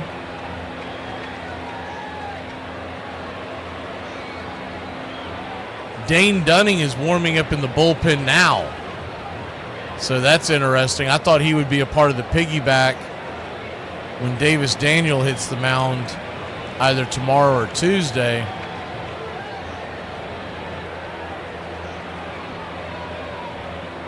So he's being looked upon as a pure bullpen piece. I thought most people thought that he was being groomed to be a piggyback in an opening situation, maybe eventually into the rotation, but looks like they're trying to buy time. I don't know if that doesn't look like. I thought maybe Snicker and Krantz finally picked up on what everybody does to the Braves, where they send someone out there to talk to him, and then right after that they go get him. But he's going to face the bases loaded here. First pitch on the way, swung on, chopped over towards third, coming home, and it's an automatic out. Good play by Nacho, firing the ball home to Baldwin. Put it in your scorecard as 5-2. It was a slow developing play. There wasn't a chance of getting a double play. I think if that ball's hit a little sharper, Nacho's going to try to go 5-4-3, but it would have been really dicey coming out of the box, especially with Volpe. Volpe's got pretty good speed. I don't think they would have got him. So probably a good decision there. Bases loaded, 2 outs now, and Vivas the batter. First pitch on the way to Vivas is a swing and a miss at a strike. It's 0-1. Grant Holmes has scattered 7 hits, 2 walks, and 2 earned runs.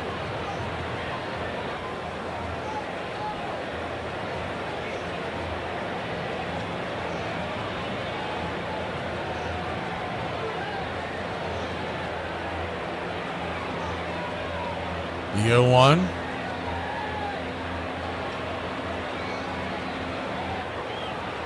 In the dirt, kicks it, hits him. Pitch goes inside and hits him, and the Yankees lead it 3-0. The worst batter in either lineup today gets hit by a pitch, and he'll get an RBI. He's probably the worst batter on either roster. Even Luke Williams has a better batting average than Vivas.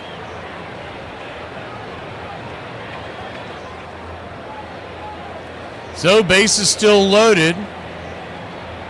It's 3-0 now. And now Grant Holmes has to face the top of the order. Jason Dominguez stands in, first pitch swinging. It's 0-1. He struck out his last time up. As we check into New York, they're heading to the 6th. It's 2-1 Metropolitans over the Redlegs. The 0-1. Swing and a miss, slider, 0-2. It's what he struck out his last time up on. See if they go to the well one more time or try to straighten it up, change his view, and then go back to it.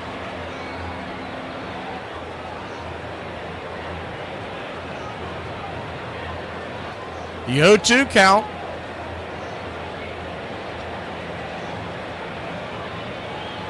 Swing, dribbles it over to second. Ozzie has it, and we'll get out of the jam. It could have been a heck of a lot worse. That's it for Grant Holmes. We'll head to the bottom of the 6th, trailing by only 3. She's sitting up there talking about I wasn't romantic enough. That's petty. Exactly. I was like, I'm not romantic. I ate 6 cookies out of your ass. So I don't give a what she was talking about. I don't know where it was. You what?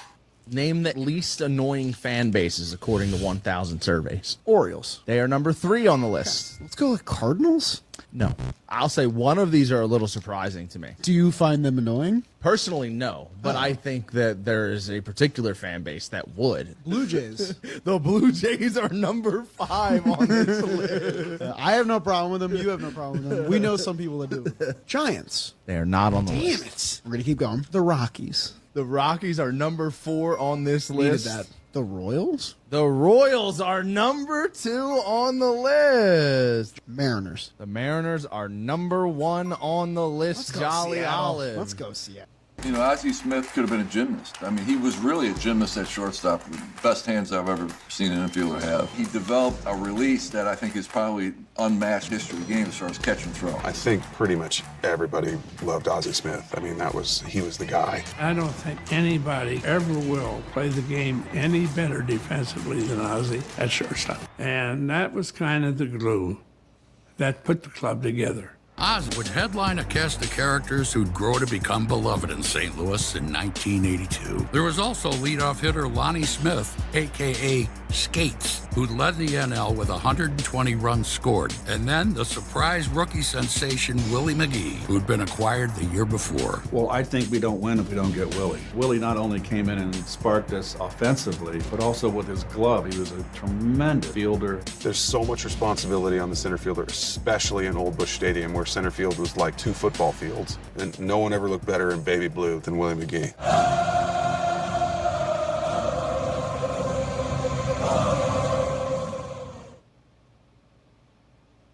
Welcome back to Braves Country Baseball. Atlanta Braves trail 3-0, but it could be a lot worse. Just dodged a major bullet. Braves will grab the sticks. Top of the order, Jurickson Profar. And Stroman through the order one more time. First pitch on the way is a slurve at the knees. It's 0-1. Profar 0 for 2. Just 4 hits so far for the Braves. The 0-1. Swing rips it down the first base line, but foul. Into the dugout next to the camera well.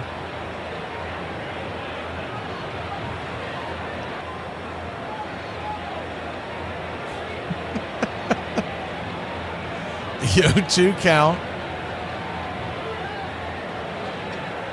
Inside, 1-2. We've actually got a couple other games we're eyeing on those Angels second part of the broadcast because of so many Braves in there. But they have to stay in the race. The 1-2 misses high, 2-2. We want to do at least one and then kind of see where they're at in the race heading towards the back end of August going into September. If they're in the race with all those Braves players, we're definitely going to keep an eye on it. The 2-2 swing lifts it high into center field, going back on the track at the wall, making the catch for a long, loud out number 1. Cody Bellinger, F8 in your scorecard. The wind that is blowing in probably knocked that down. It's blowing in from right field into left center. And it looks like the wind's starting to stiffen a little bit. It's not a massive wind, but any little bit could have knocked that one down. It missed the wall by about 3 to 4 feet.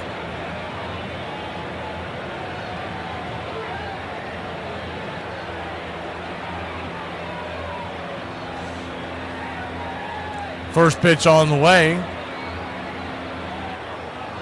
Matt Olson is swung on and fouled out of play. It's 0-1. Darryl Strawberry being heckled. I mean that was infamous in the '86 World Series. Red Sox fans. The 0-1. Outside wide, 1-1. 1-1 count. I don't know if you're referring to when he was with the Mets or with the Dodgers, but the famous one was Red Sox Mets in the World Series. The 1-1, swing and a miss, it's 1-2.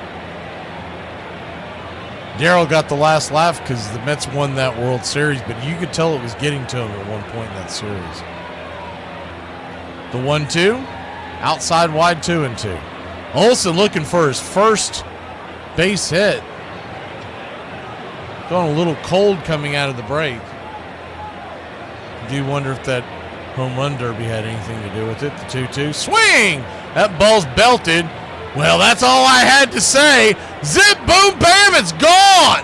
Ram-a-lam-a ding-dong, a solo shot. Heat that up, baby. He hit that over the ice, over the chop house. 442 happy feet. Road field, smooth as it gets. Ice House, always smooth, never watered down.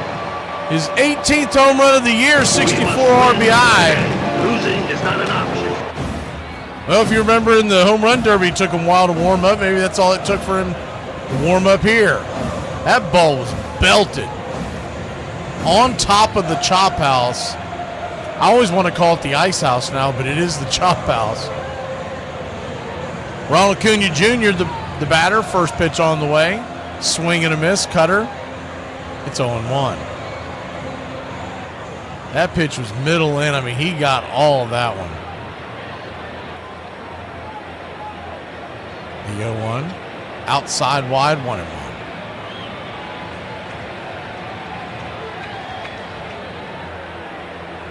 Can't start the buses yet there, buddy. We're still trailing by 2. 1-1. Down and in. Went around. He did. 1-2. 1-2 count.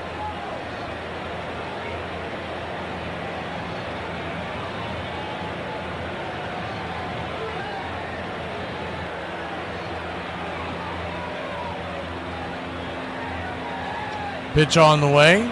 Swing, fouls it away. Do it again. Ronald Acuna Jr. hit a single earlier in the game to bring his average up to 324. 12 home runs and a 1030 OPS. They're still showing that replay on the Yes Network. The 1-2 outside wide, 2-2. You keep your grubby hands off of Matt Olson, Yankee land. We've lost enough to the free agency world. The 2-2. Swing, pops it up. Back foul and out of play. He'll live to tell the tale. We'll do it again.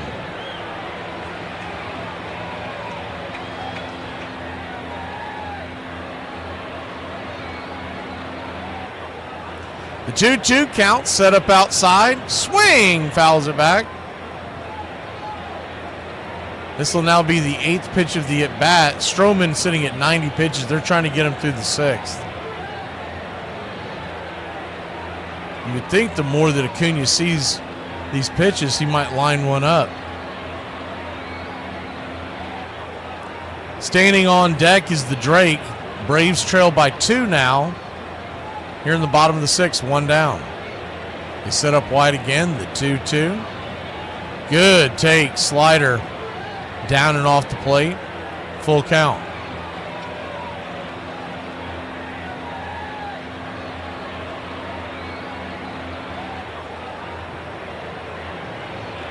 The full count.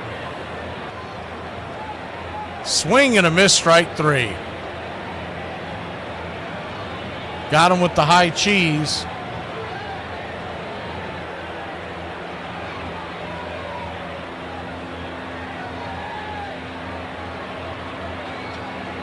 So that'll bring Drake Baldwin to the plate. Braves trailing by 2 now after the solo shot by Matt Olson.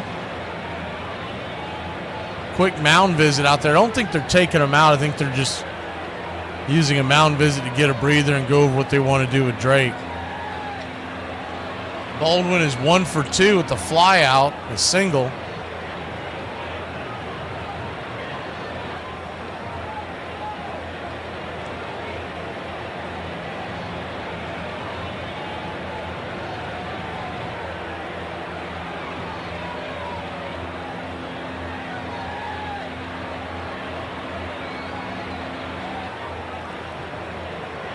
So back to work here. Righty-lefty matchup. First pitch on the way. Chops it over to first. Just goes foul. It's 0-1. Drake was guessing he was getting a fastball there. He got the sinker, and that was almost the at-bat. Instead, 0-1 count. The pitch. Outside wide, 1-1. Infield is back into the right. Outfield, deep and straight away. 1-1. Swing, lifts it high into center field. That will just get to the warning track and die into the glove of Bellinger for out number 2. 2 long outs to straight center, but that'll probably be it for Stroman. We'll be dealing with the bullpen the rest of the way. Braves trail 3-1. We'll be back in a flash. Guys, if you don't slow the down, I'm going to kick your kneecaps in. I got tiny legs and a frozen margarita. I'm passing the phone to somebody that always leaves her keys in the door. I'm passing the phone to someone who never went to college. Ow. Okay. I'm passing the phone to somebody who whispers cute things in her sleep. I'm passing the phone to someone who will never be 6 foot. Okay. I'm passing the phone to somebody whose feet stink even after they shower. Huh? What's up with that? Huh? I'm passing the phone to a 30-year-old that can't grow a beard. Okay. I'm passing the phone to somebody who farts louder than a man. Don't say stuff like that. I thought we were doing compliments. Do it again. Okay, fine. I'm passing the phone to somebody who can eat a whole pizza. Wait, where are you going? I think it's impressive, honestly. I love that about you. Maybe the most colorful character was righty Joaquin Andujar, who blossomed into an ace a year after coming over from the Astros. Herzog talked to Bill Verdon on the Astros manager, and Verdon said, well, Whitey, he's got a live arm, but let me tell you something, this guy's out of his mind.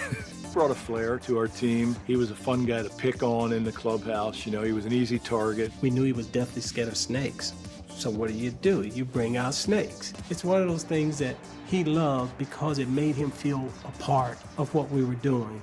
The Cardinals would win 92 games and NL title in 1982, stealing 200 bases along the way, with record crowds flooding Busch Stadium to catch the Redbirds winning with a style all their own. It's hard to believe, but Cardinal fans in a way, from the mid-70s through 1980, had almost become accustomed to mediocrity. But once you start winning and once the fans, buy into what's going on, everybody wanted to be a part of it.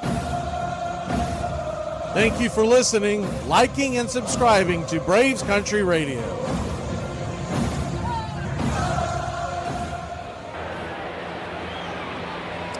Three to 1 your score. We're in the top of the 7th inning.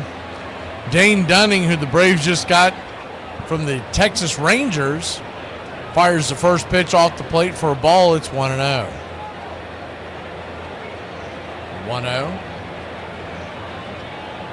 Cutter right there at the bottom of the knees to Aaron Judge, 1-1. Dunning comes in with the 3.38 ERA, the 1-1. Foul back out of play. It's 1-2.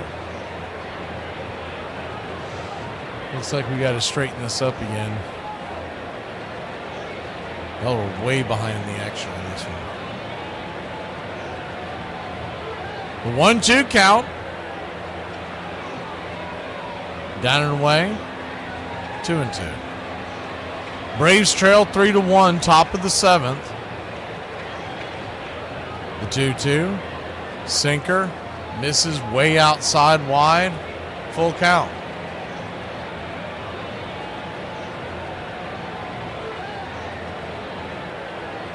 The payoff pitch.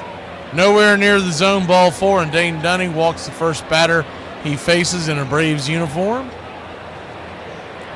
We start the top of the 7th, putting the leadoff runner on with nobody out, and coming to the plate is Cody Bellinger. Stanton stands on deck. Righty-lefty, first pitch to Belly is a cutter right down Main Street. It's 0-1. The 0-1. Kicks and fires. Swing, lifts it. Center field coming in. Right center field. Making the sliding catches.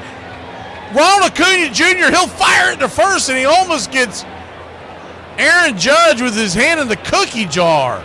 What a great play. I thought it was going to be Harris making the sliding catch, and he may have been able to do it, but Acuna, decked out in gold with the blue glove, comes sliding in into the Atlanta, Georgia sunshine and saves the day. Wow, what a play.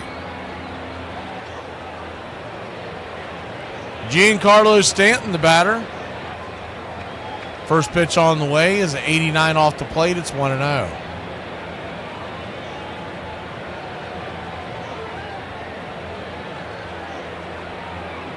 If you can get him to hit it on the ground, he's a good double play candidate. To 1-0. Down and away, 2-0. Dane Dunning from Orange Park, Florida, in the Jacksonville, Florida market. Played his college ball with the Gators, the 2-0, down and away, 3-0. Drafted by the Nationals in 2016. If you're not familiar with Dunning, he had a pretty good 2023 with the Rangers, the 3-0. Right down Main Street for a strike, 3-1.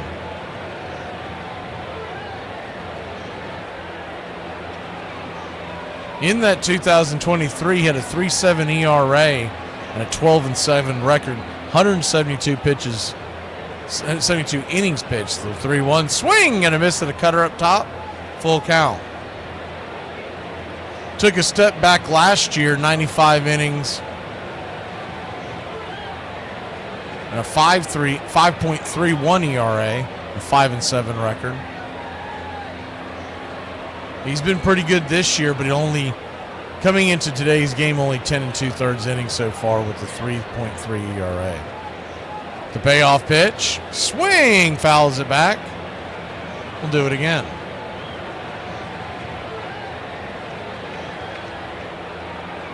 Braves trail 3-1, trying to keep it right there. Dunning comes set. The payoff, swing, lifts it into right field, making the catches. Cunha, he'll fire in the infield. Judge has to scamper back to first. 2 down.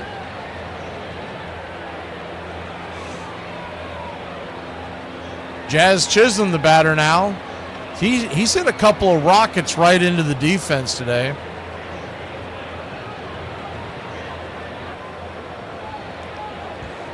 First pitch.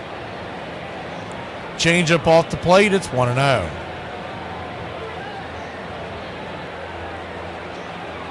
The 1-0. Jazz Chisholm batting .246. 17 home runs, 44 RBI, the 1-0. Swing and a miss at the changeup, it's 1-1. Of course, everybody gave Jazz a lot of flack entering the home run derby. Got just 3 home runs. By far the low total. Dunning flips it over to first to keep Judge close by. I feel like Judge just has to fall and stick his hand out and he's back to the bag even with a pretty good lead. He's so tall. The 1-1. Swing and a miss at the changeup in the dirt. 1-2.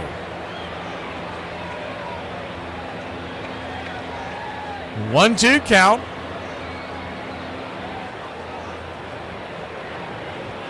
Seventh inning stretch on the way. Time is called.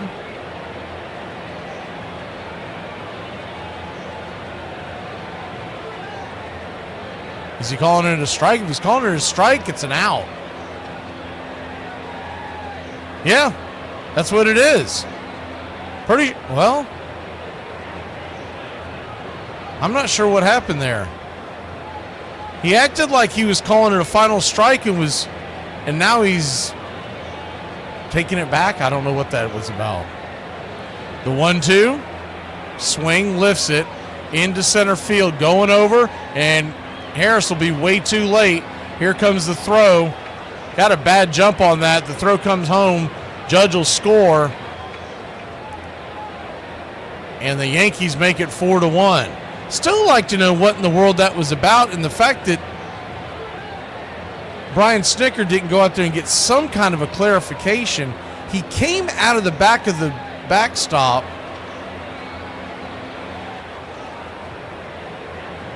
and Jazz Chisholm was complaining about it. He ends up not striking him out because if it would have been a pitch clock violation, that's the third strike of the at-bat. Instead, it turns into a run, and I wouldn't be surprised if Harris was flat-footed on that swing because he thought the inning might be over.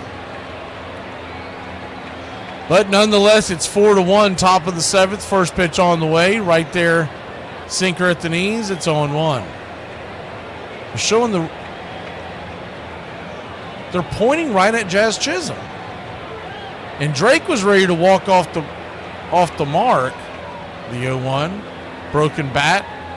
Chopper over towards Allen. He'll fire it to first, and that'll end the inning. I can't wait to hear that explanation post-game. We'll be back in a flash. Braves trail 4-1. Better not get drunk tonight and get political at my company Christmas party. Hi, y'all. It's again time for Appalachian Word of the Day. The word of the day is enema. I can't stand when people keep sticking their nose all enema business. Hey, I think they should change the name of urgent care to something else because there's nothing urgent about that place and they do not care.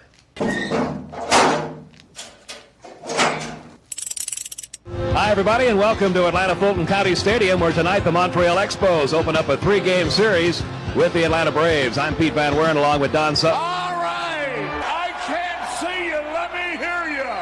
All one, a two, a three. We out to the ball game. We out to the top. Find me something.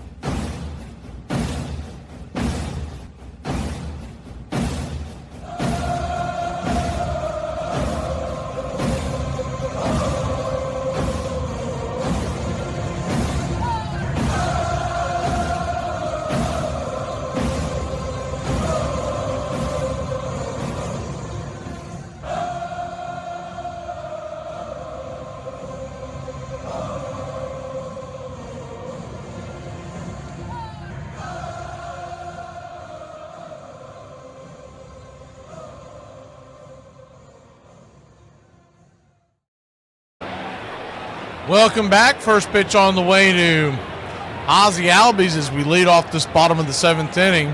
It's in the dirt. They said he went around. Third base umpire Mark Wegman must have dinner plans. It's 0-1. Righty-lefty matchup. The Braves trail 4-1. We are into the bullpen now. The 0-1. Swing, slaps it towards left. Drifting over, making the easy catches. Jason Dominguez, one away.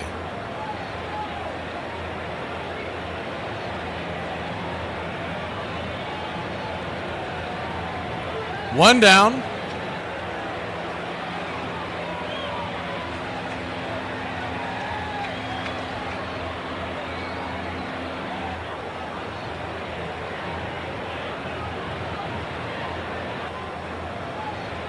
Marcell Ozuna, the batter, first pitch.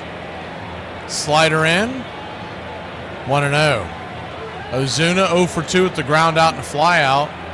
His first start in over a week.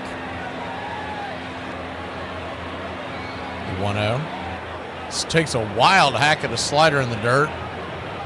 1-1.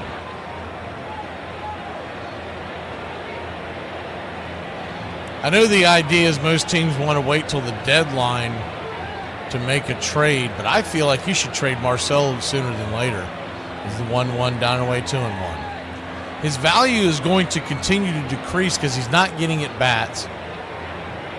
So that's already a sign there from opposing teams, but also it's hard to stay in any kind of rhythm when you're only starting once every 3 or 4 days. The 2-1, swing, chops it foul.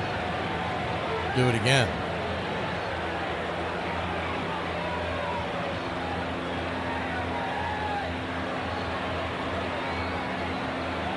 The other players, I understand waiting until the end because you're going to see who's going to come to the table. The longer we hold Ozuna, unless he just lucks into a couple of home runs, the 2-2, down below the knee. Oh, my God. That pitch was below the knees by 2 or 3 inches. Ozuna drops his bat, stares down the umpire. Now he's jawing at him. He's probably about to get tossed, and I can't blame him because nobody in the dugout will stand up for any of the players. That was 3 inches, 2 to 3 inches below the zone. Unbelievable. And Ozuna's over, and Brian Snicker, as the first pitch swung on by Alvarez, is popped up, lazy fly ball to left. He's in the dugout telling Ozuna to calm down. And these clowns want to defend him every day. We'll be back in a flash. Just checking in on all you bald-headed 4B biddies. Just wondering how y'all are doing. Did you guys come down from your manic episode yet? Come to terms? Come to realization that you made a poor decision? Thanks for making yourself easily identifiable.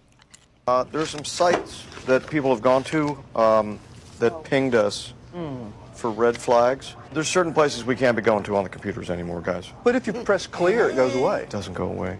Not really. What? Here's the problem. What I found out. What? What is clear for? No. Clear history. The clear history button, what it actually does is sends the history up the chain of command. But they can't do that. That's not what clear means. No. That's not what clear means. That's entrapment. Don't. Here's what's very distressing about Naughty Grandmas. It is a pro contributor account. Yes, please. I won't do it. Just please don't out me and let them know that I'm not a real grandma. Have you always drank this much? No. Went for 11 straight years without a drink. What happened? Turned 12. If the men find out we can shapeshift, they're going to tell the church. In 1981, a 20-year-old left-hander with a funky windup and a confounding breaking ball burst onto the scene and created a phenomenon so rare it ultimately bore his name, Fernando Mania. Valenzuela is great. I love him. The Dodgers are #1. He's the greatest, and I think everybody here has Fernando fever. Fernando Valenzuela did not possess a blazing fastball, but his screwball, thrown by pronating his elbow to create movement in the opposite direction, befuddled hitters. Valenzuela delivers screwball. Got him swinging. His delivery added to his allure. Fernando would lift his arms up over his head, then briefly turn his gaze to the bill of his cap before striding towards home plate.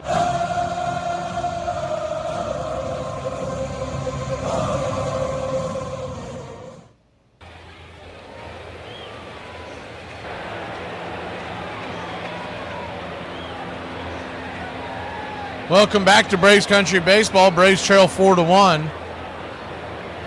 First pitch on the way to Ben Rice. Is a sinker right there for a strike. It's 0-1. The 0-1 chops it over to second. Ozzy's got it, flips it to first. 4-3 put out, 1 away. Freedom says I may have I woke him from his nap from yelling. I think I might have woken up Snicker too. He was telling Ozuna to keep it down, but he might have been talking to me. How's a man supposed to catch a good 6-inning nap here in the dugout when you're yelling on the microphone? First pitch from Dunning to Volpe is high and out of the zone. It's 1-0. 1-0. Chops it towards third. Nacho has it. Fires it to first. Easy peasy. 2 down.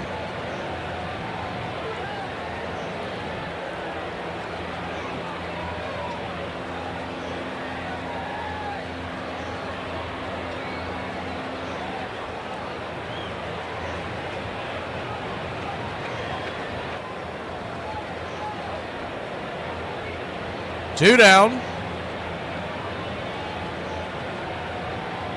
Cutter right there below the knees to Vivas for a ball. It's 1-0. Yankees lead at 4-1. Braves will still have one more run at the top of that order. As the 1-0's fouled back out of play, 1-1. Next inning, it'll be Harris, Allen, and then Profar. If anybody gets on the true top of the order, Olsen and Acuna. The 1-1, that ball's going to get roped into right field down for a base hit, and it's a 2-out single for the Yankees.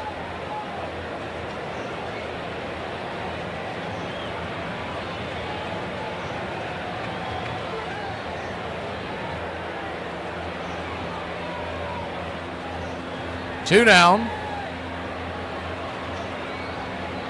Well, to be fair, if you're comparing Snicker to Freddie did not have the roster that Snicker ever had. I think it's hard to compare the two either way. Freddie Gonzalez had some Freddie Gonzalez was being told that Adrianza and Camargo were two of his starters every day. I mean, think about that. Fultonevich was our ace. It's the first pitch on the way. Sinker high and out of the zone. It's 1-0. I guess when he was in his heyday, Irvin Santana and Aaron Harang were our aces. Freddie Gonzalez did more with less. The 1-0, they flip it over to first. That was that debacle when the Braves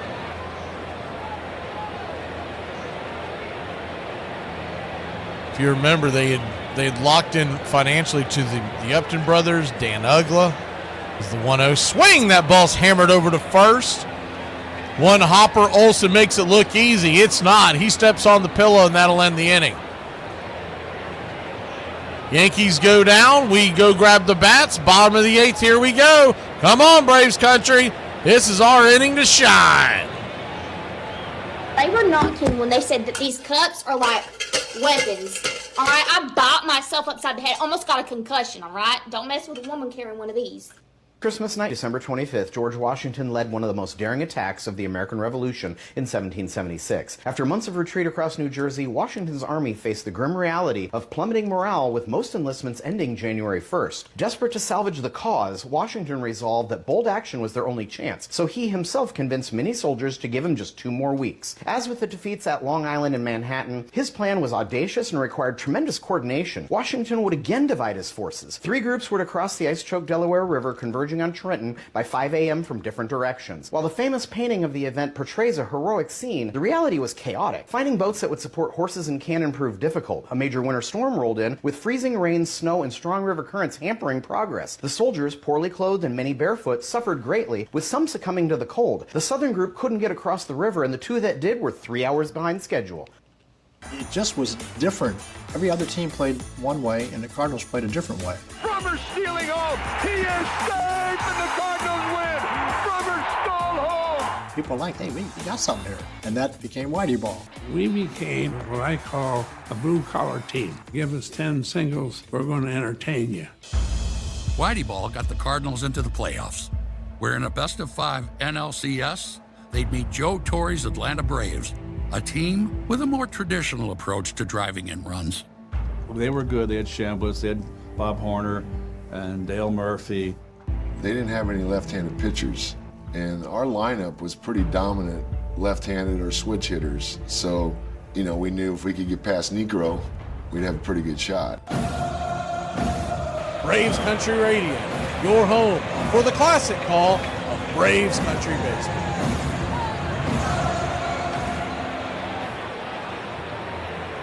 Welcome back to Braves Country Baseball. Tim Hill will go to the hill. Start the 8th inning for the Yankees.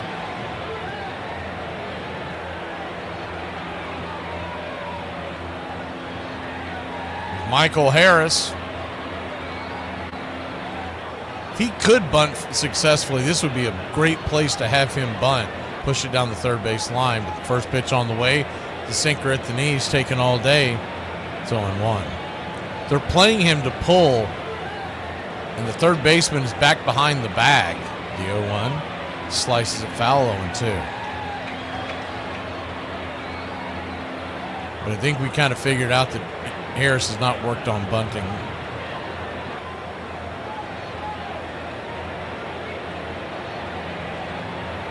The 0-2 count.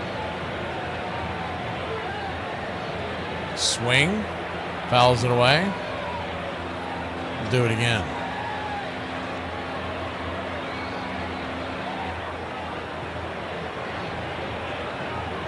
The 0-2. Swing and a miss, strike 3. Harris down on strikes again. 1 away.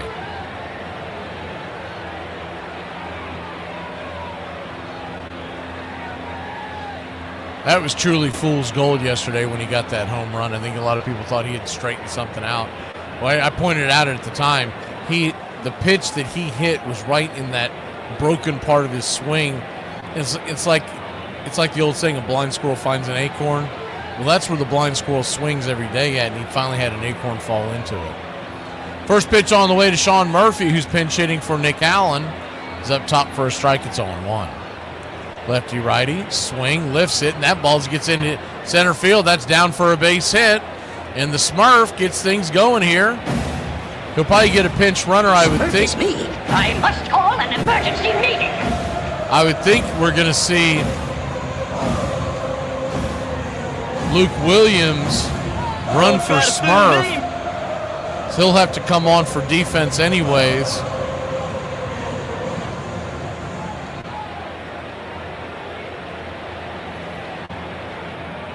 And that's exactly what we do see. So Luke Williams goes to first. We'll go ahead and pull the screen back so you can see what's going on in the base paths. Braves with the base runner, top of the order. Profar, your batter. First pitch on the way, 90-mile-an-hour sinker up top for a strike. It's 0-1.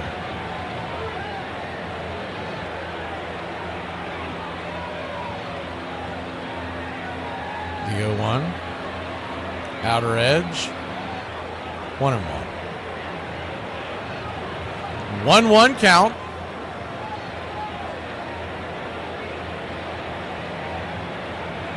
Pitch swung on, pops it up. High down the right field line, but easy catch by Judge. 2 down.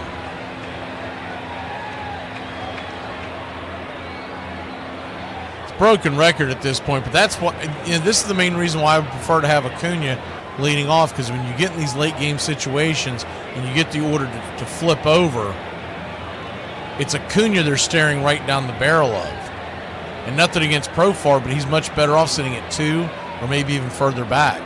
First pitch on the way to Olsen, who had a solo shot his last time up. Fouls it straight back. It's 0-1. You do wonder if Olsen reaches here, if they'll go to the pen again. The 0-1 swing. That ball's popped up high and deep into center field, but not quite deep enough this time. Braves go down, other than the Smurf base hit, in very quiet fashion. We'll be back here in a flash. Top of the ninth we go. Braves trail by 3. When you see two crackheads fall in love, aw, just look at them, solid as a rock.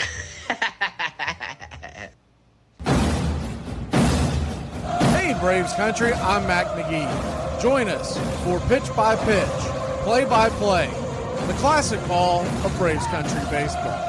We're bringing you Atlanta Braves baseball all year long. That's Braves Country Radio, Pitch by Pitch, Play by Play, your home for the classic call of Braves country baseball. Hi, I'm Johnny Bench. Of course I love to play baseball. That's why I chose the profession. Baseball is a great career. As Johnny Bench got set for his 5th full season in the big leagues, he was one of the faces of baseball, a star who blended brilliance with dependability. Once again, it's Johnny Bench. In talking about Johnny Bench, he posted every day he went to the clubhouse. Posted his name, I am ready to play. That was what Johnny Bench stood for. He was one of those guys you could count on for 4 at-bats a day. He didn't like to rest. Paul Bunyan. I kept looking around for the blue ox. The rock-ribbed figure of Johnny Bench.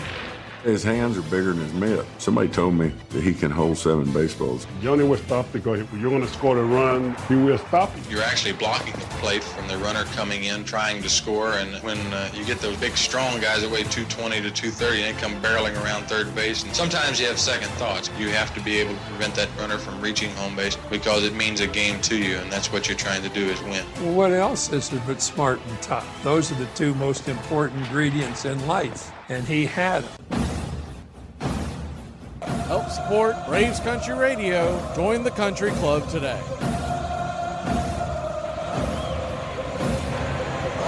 If y'all missed it yesterday, the Philadelphia Phillies sent Alec Boehm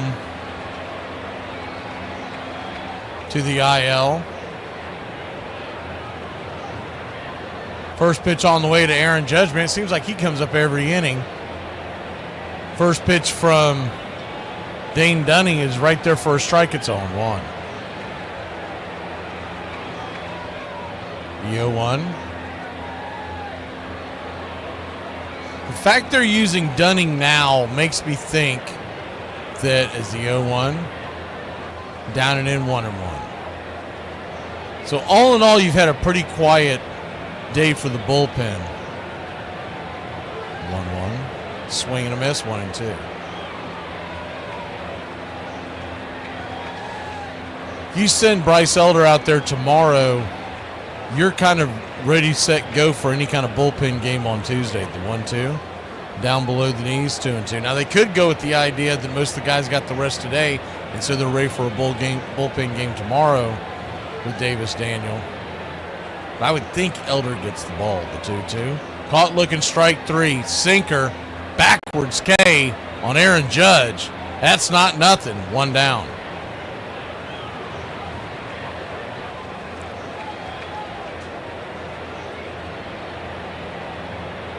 One down. Cody Bellinger will come to the plate.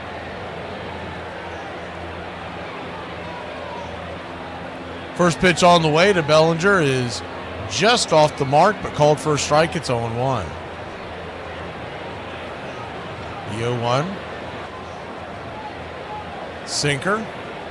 Misses. 1-1.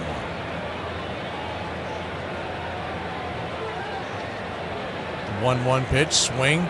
Dribbled over towards second base. Ozzy's got it with ease. 4-3, 2 down.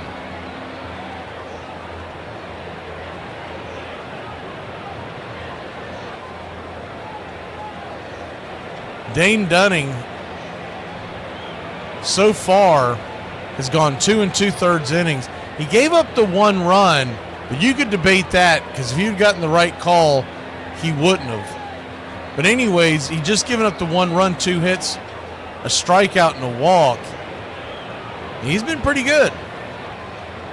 1-0. Slider down and away. 2-0. Giancarlo Stanton, the batter. It's funny, I saw a Texas Ranger. I don't think he was one of the beat writers, but he's one of their social media people. He's a 2-0 cutter right there at the knees, 2-1. When the trade happened, he was talking about how the Braves got fleeced in this trade getting Dane Dunning. I'm like, man, you must not know who Ruiz is, because that dude is going to show you what getting fleeced is. The 2-1, swing and a miss, 2-2.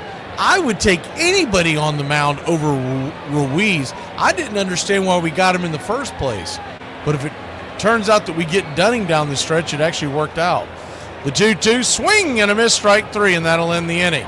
1, 2, 3, we'll grab the bats. Acuna leads us off. Here in the bottom of the ninth, is there a little bit magic left in that bat? Somebody about to get dragged. We not going to sleep tonight, bitch. So FEMA has decided to just go ahead and confiscate everything that everybody's donating? What? There is no bigger punk in media than Jeff Passan. Jeff Passan is a little... Jeff Passan wrote an article about Pete Rose, but it wasn't about Pete Rose dying. That said, well, Pete Rose has only himself to blame for his legacy. On the day the man died.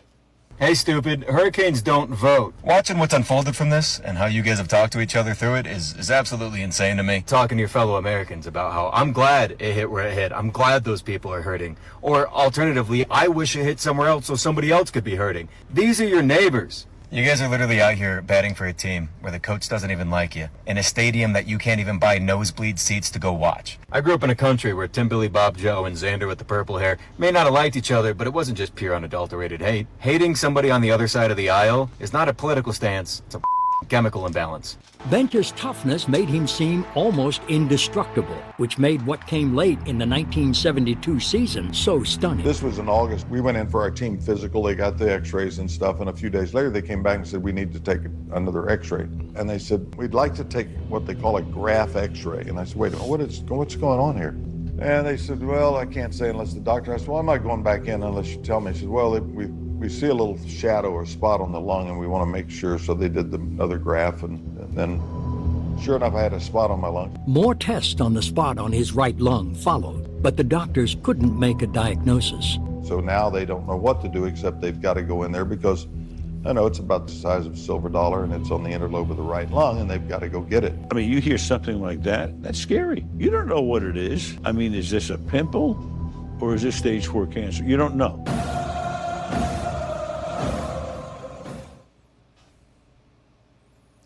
Welcome back to Braves Country Baseball here on Braves Country Radio. Bottom 9. Braves trying to get up off the mat, trailing 4-1. Offense has done little or nothing today, just the home run by Olsen. Acuna calls for a timeout. 6 hits on the day. Had a couple of times where they were threatening. Something is going on here. What is this? Devin Williams looking into the dugout. I'm not sure what this is about. Devin Williams looks like he's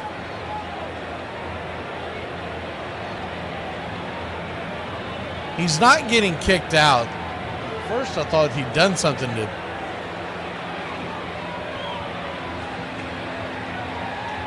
try to see if we can figure out from the... I'm not sure what that was about. First pitch on the way. Fastball high and out of the zone. Ronald Acuna Jr. It's 1-0.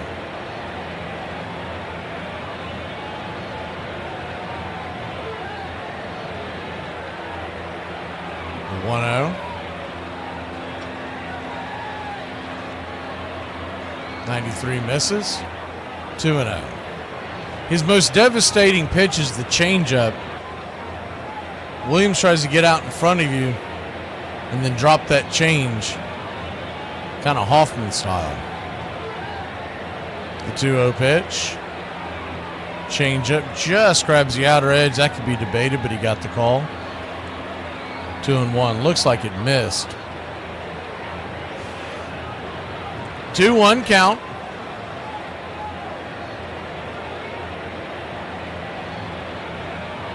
Outside wide, 3-1. It's Standing on deck is Baldwin, Ozzie in the hole. Back to back Jackson. We're back in this one. Braves trail 4-1.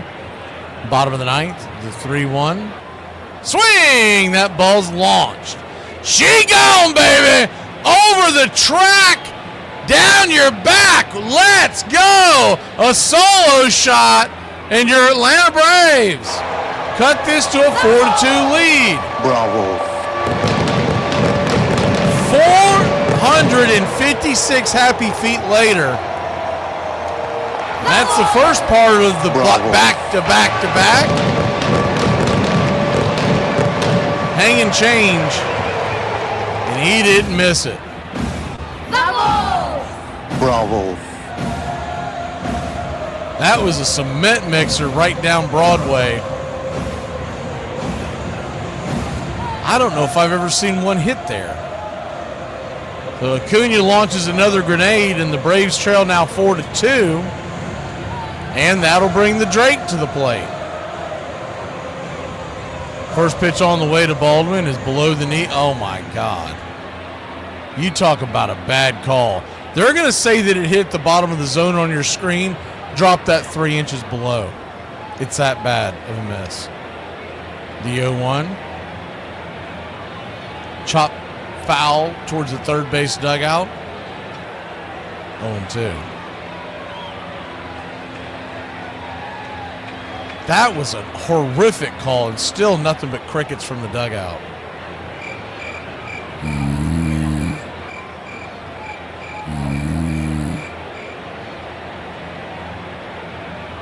The 0-2 count.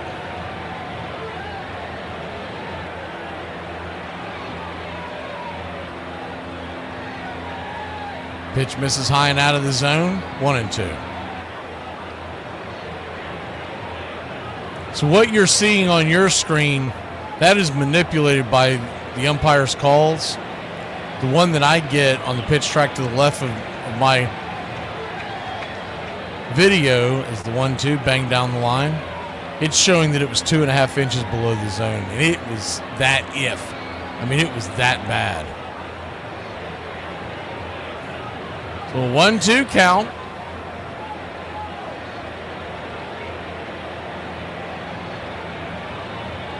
Righty-lefty matchup.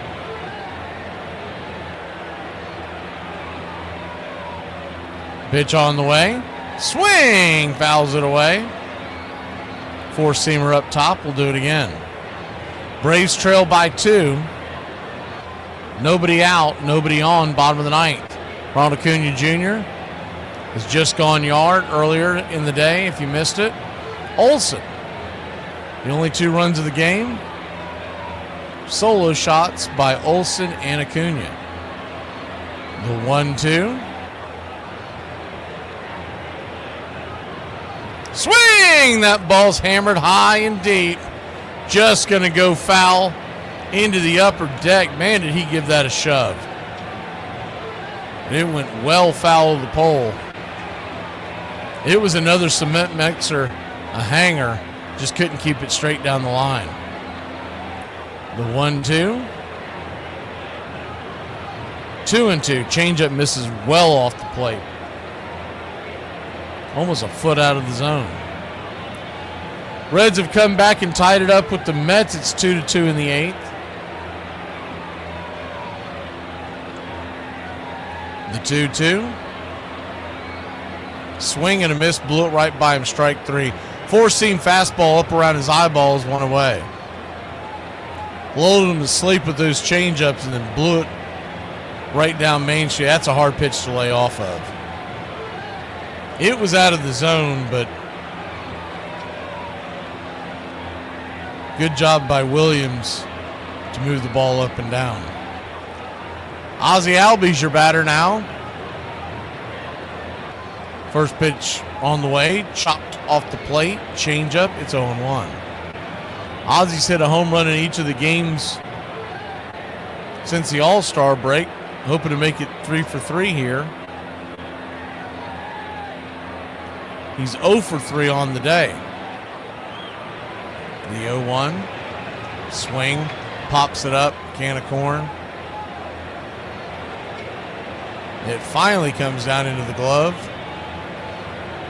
of the shortstop Volpe. 2 down. So Braves are down to their final out. Marcell Ozuna coming to the plate. If he can reach, it'll be Nacho.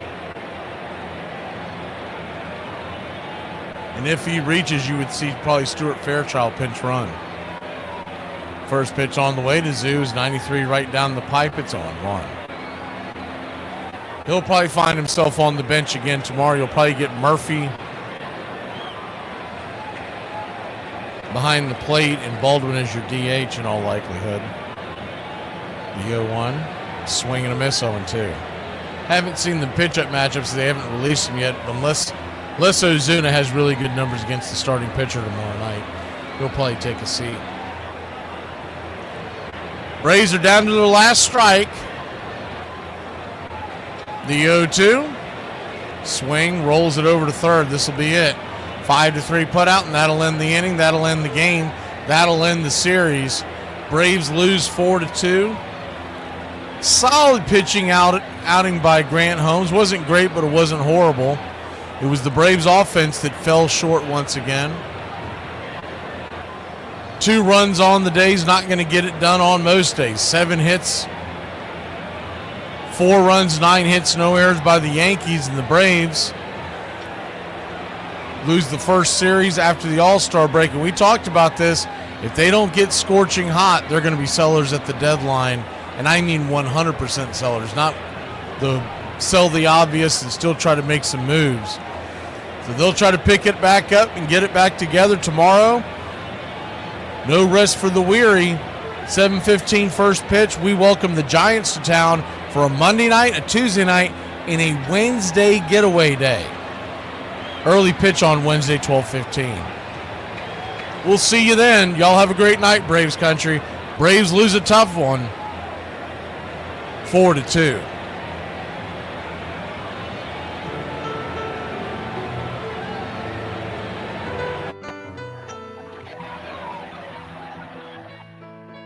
Casey at the Bat by Ernest Lawrence Thayer.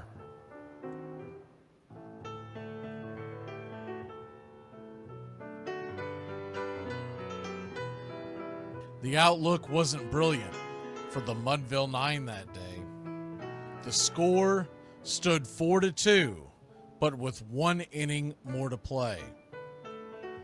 And when Cooney died at first and Barrows did the same, a pall-like silence fell upon the patrons of the game.